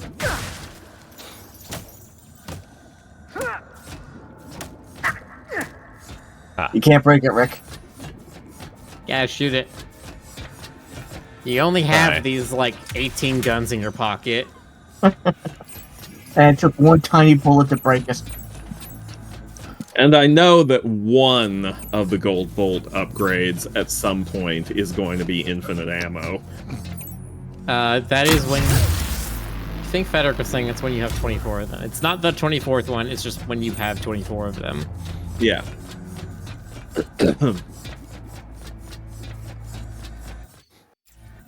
This is what I think he was saying. But I mean, even if he Still hadn't another said gold that, I knew bolt there would be somewhere something. on this level. Well, it's gotta be in the other timeline then. Damn It's it. gotta be in the not destroyed facility. But there's like 3 maps to each of them. I can't see all of them at the same time. Yeah, it's not. It's a bit of a suckity dude, suckity day. My oh my, what a sucky day. Wow. You don't suckity say. You heard me. You got it.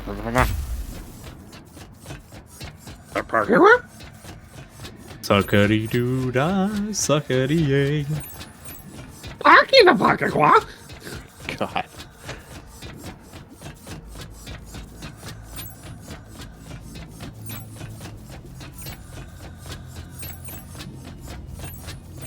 Something that feels so horror movie-esque about this. I mean, this was stage like did horror have a movie horror level. movie thing, yeah. We were being chased by basically the alien. Xenomorph sort of thing. Also, it's grubby and poorly lit. Yeah. Oh, And hey, you've it's got- these guys. Yeah, and you've got Slimer. Yep. Gotta get rid of that Slimer. Gotta break him apart and then kill the little pieces. Oh my god, they're like the gups.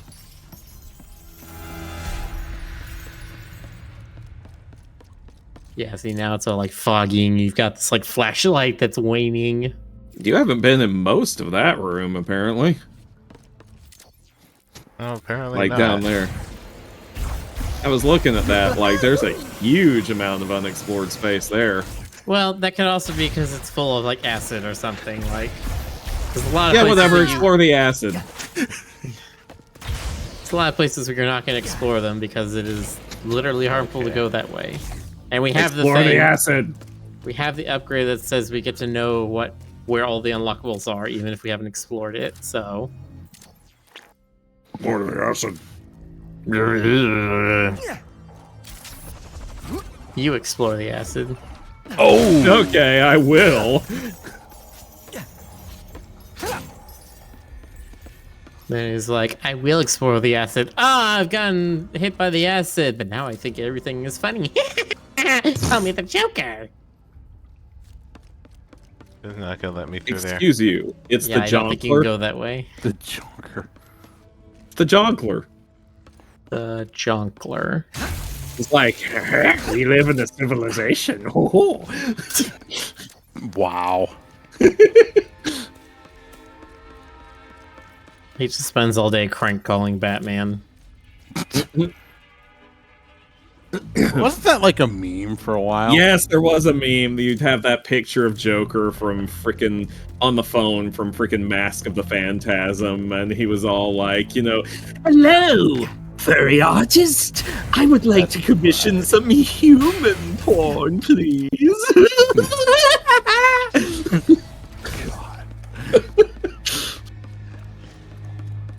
An agent of chaos. See, I saw an animated one that was like, hello, fat fetish fairy artist. I'd like to commission one piece of someone working out. Like a weight loss commission. I want to see Mark Hamill read these. Hello, little Caesars. 5 orders of normal bread, please. Oh yeah, I saw that too. I would like some normal bread. I get that a lot.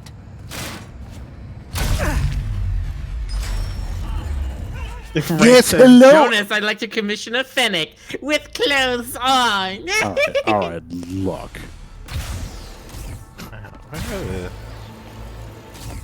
Where is it? I need to go up a level. Hello, Jonas. Can you I'd not like to go up a commission. level just on the map?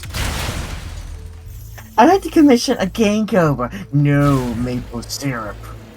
Terrifying. Wow, that is truly disturbing. If you're completely, if they remove all the maple syrup from you, don't you like dehydrate into like a mummy or something? Like, Oh, I think I know what mine is. Hello, Mr. Birdman. I'd like to pay you to make some chili for my potluck. Make sure it has beans in it. nah, it'd be like, hey, What, you Miller, don't like beans and chili? I'm Texan. You don't put beans in chili. Okay, I want to Yeah, know whatever. how that I'm gonna have started. extra beans in my chili for you. Like, was there some kind of like treaty in the Civil War or something where they were like, okay, International Chili Society says there should not be any beans or rice or any other kind of filler in it. oh my God, what if there's like right at the Texas border, like with like New Mexico or Oklahoma, there's like there are like Wow. there are like chili stations where like if you have any chili, they like force you to take all the beans out and then you have to eat them. Emperor Nefarious just giving out the threats there. Yeah, and all the robots are crying. Oh, poor babies. It's like, just give him some. It's fine. We'll blow up Emperor Nefarious, and then they won't get punished.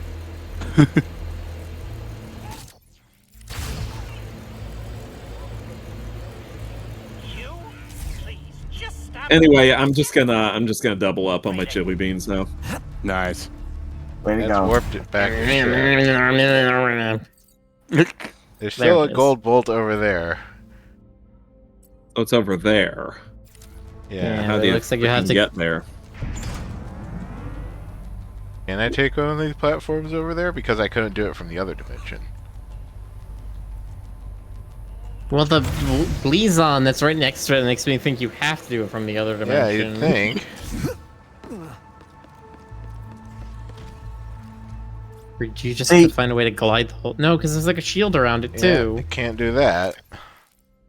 Here's your question, Joyce. Me without Yeah, baby you- it's like me having no coffee. I'm looking into it. This is one of those things where you have to warp to the other dimension and then warp back. I know hot chocolate is technically my real life caffeine, but in the fictional world, BRB. maple syrup is it. IXB. Oh, sorry. She's not here, but there's still the prompt. Oh, I there X she is. Blaze Slid up through the X floor. poof. Nice. Wow. Blaze X says, so I played Ratchet and Clank as a kid. How is this one? Looks pretty good. Oh yeah, I am already planning on getting this someday. I mean, Like, if you like the first hit. Ratchet and Clank, I think this one's pretty good because it's basically like the first Ratchet and Clank. Yeah. But all the weapons, all the graphics, all the dialogue. I haven't played any of the other Ratchet and Clank, so I don't know how much they change up the formula. I have it here, to be honest with you. It feels like they've really finally honed a lot of the mechanics. Just watching you play it, because everything feels very I don't know what the word is. If I stand here, you see there's a floating platform over there, but it doesn't come over here. It looks like it might be to get back. Or maybe there is a thing that activates and they can come over. Maybe I just need to... I can't decide if this is reminding me of Saturday morning cartoons or like a Pixar movie. It definitely has a little bit of that Saturday morning vibe. There's lots of, silliness There you go. interspersed with the pathos. There you go. Oh, there you go. Can't get past me. Does that say Shifty Chancer? What? The achievement That that he is got. Golden Bolt 23 out of 25. Damn. The shifty character. In on it. Shifty. Okay. That makes a bit more sense. Hmm. All right, what forbidden powers does this one unlock? Infinite health. Oh boy. I mean, if I want to do that. I don't need to. Nah, I don't think you should. Already absurdly tough at this point, so... Exactly. Also, if you die, you get a refill on ammo, so that's... Sometimes it's beneficial to die. Yeah.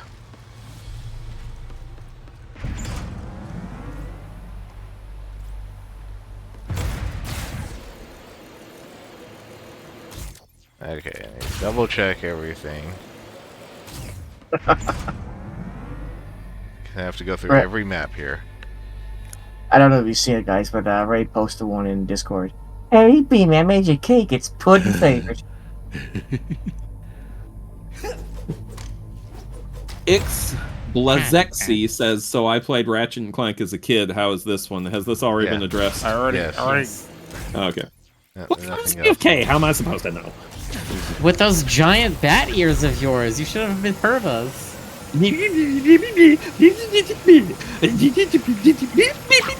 That's you. That's how you sound. That's Jonas. Very sing-songy. Well, you're a bird.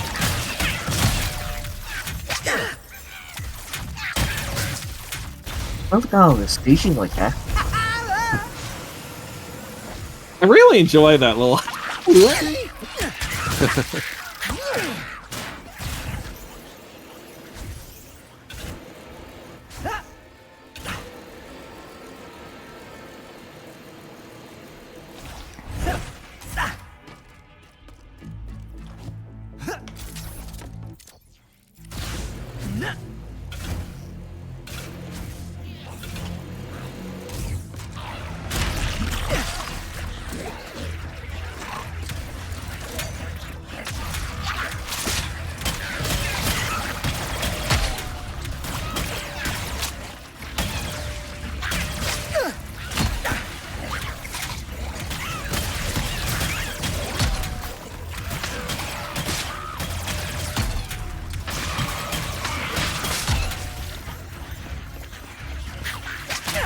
BRB. Oh, Rick, it's after midnight. Yeah, we're a couple of minutes past. Okay. I assume that he's just wanting to make sure he's done with this map and then head back Yeah. to the ship and we're done for the night. Oh, Yep. DM, I do that. Got anyone for us to raid, Jonas? oh, yeah, a couple choices. We could do Duper. We could do Sean. We could do Slush Dog. Do them all. Okay. It's a triple raid. An event unheard of in Twitch. In the annals of Twitch. Oh no!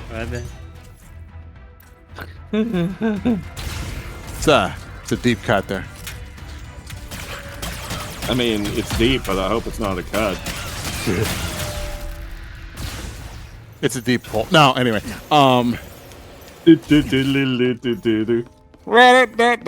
Like, comment, subscribe.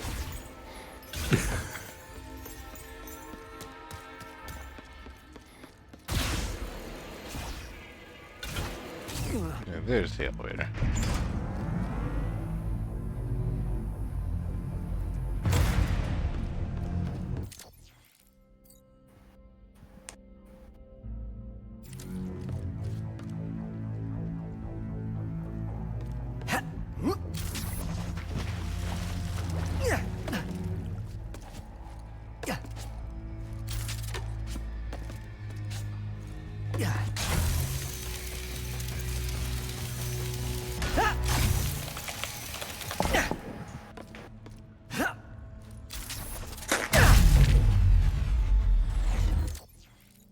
And yeah, looks like everything's clear.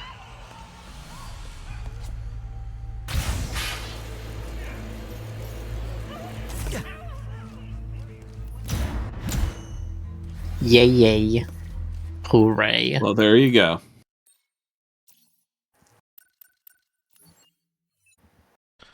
All right. Well, Okay, thank you all raid.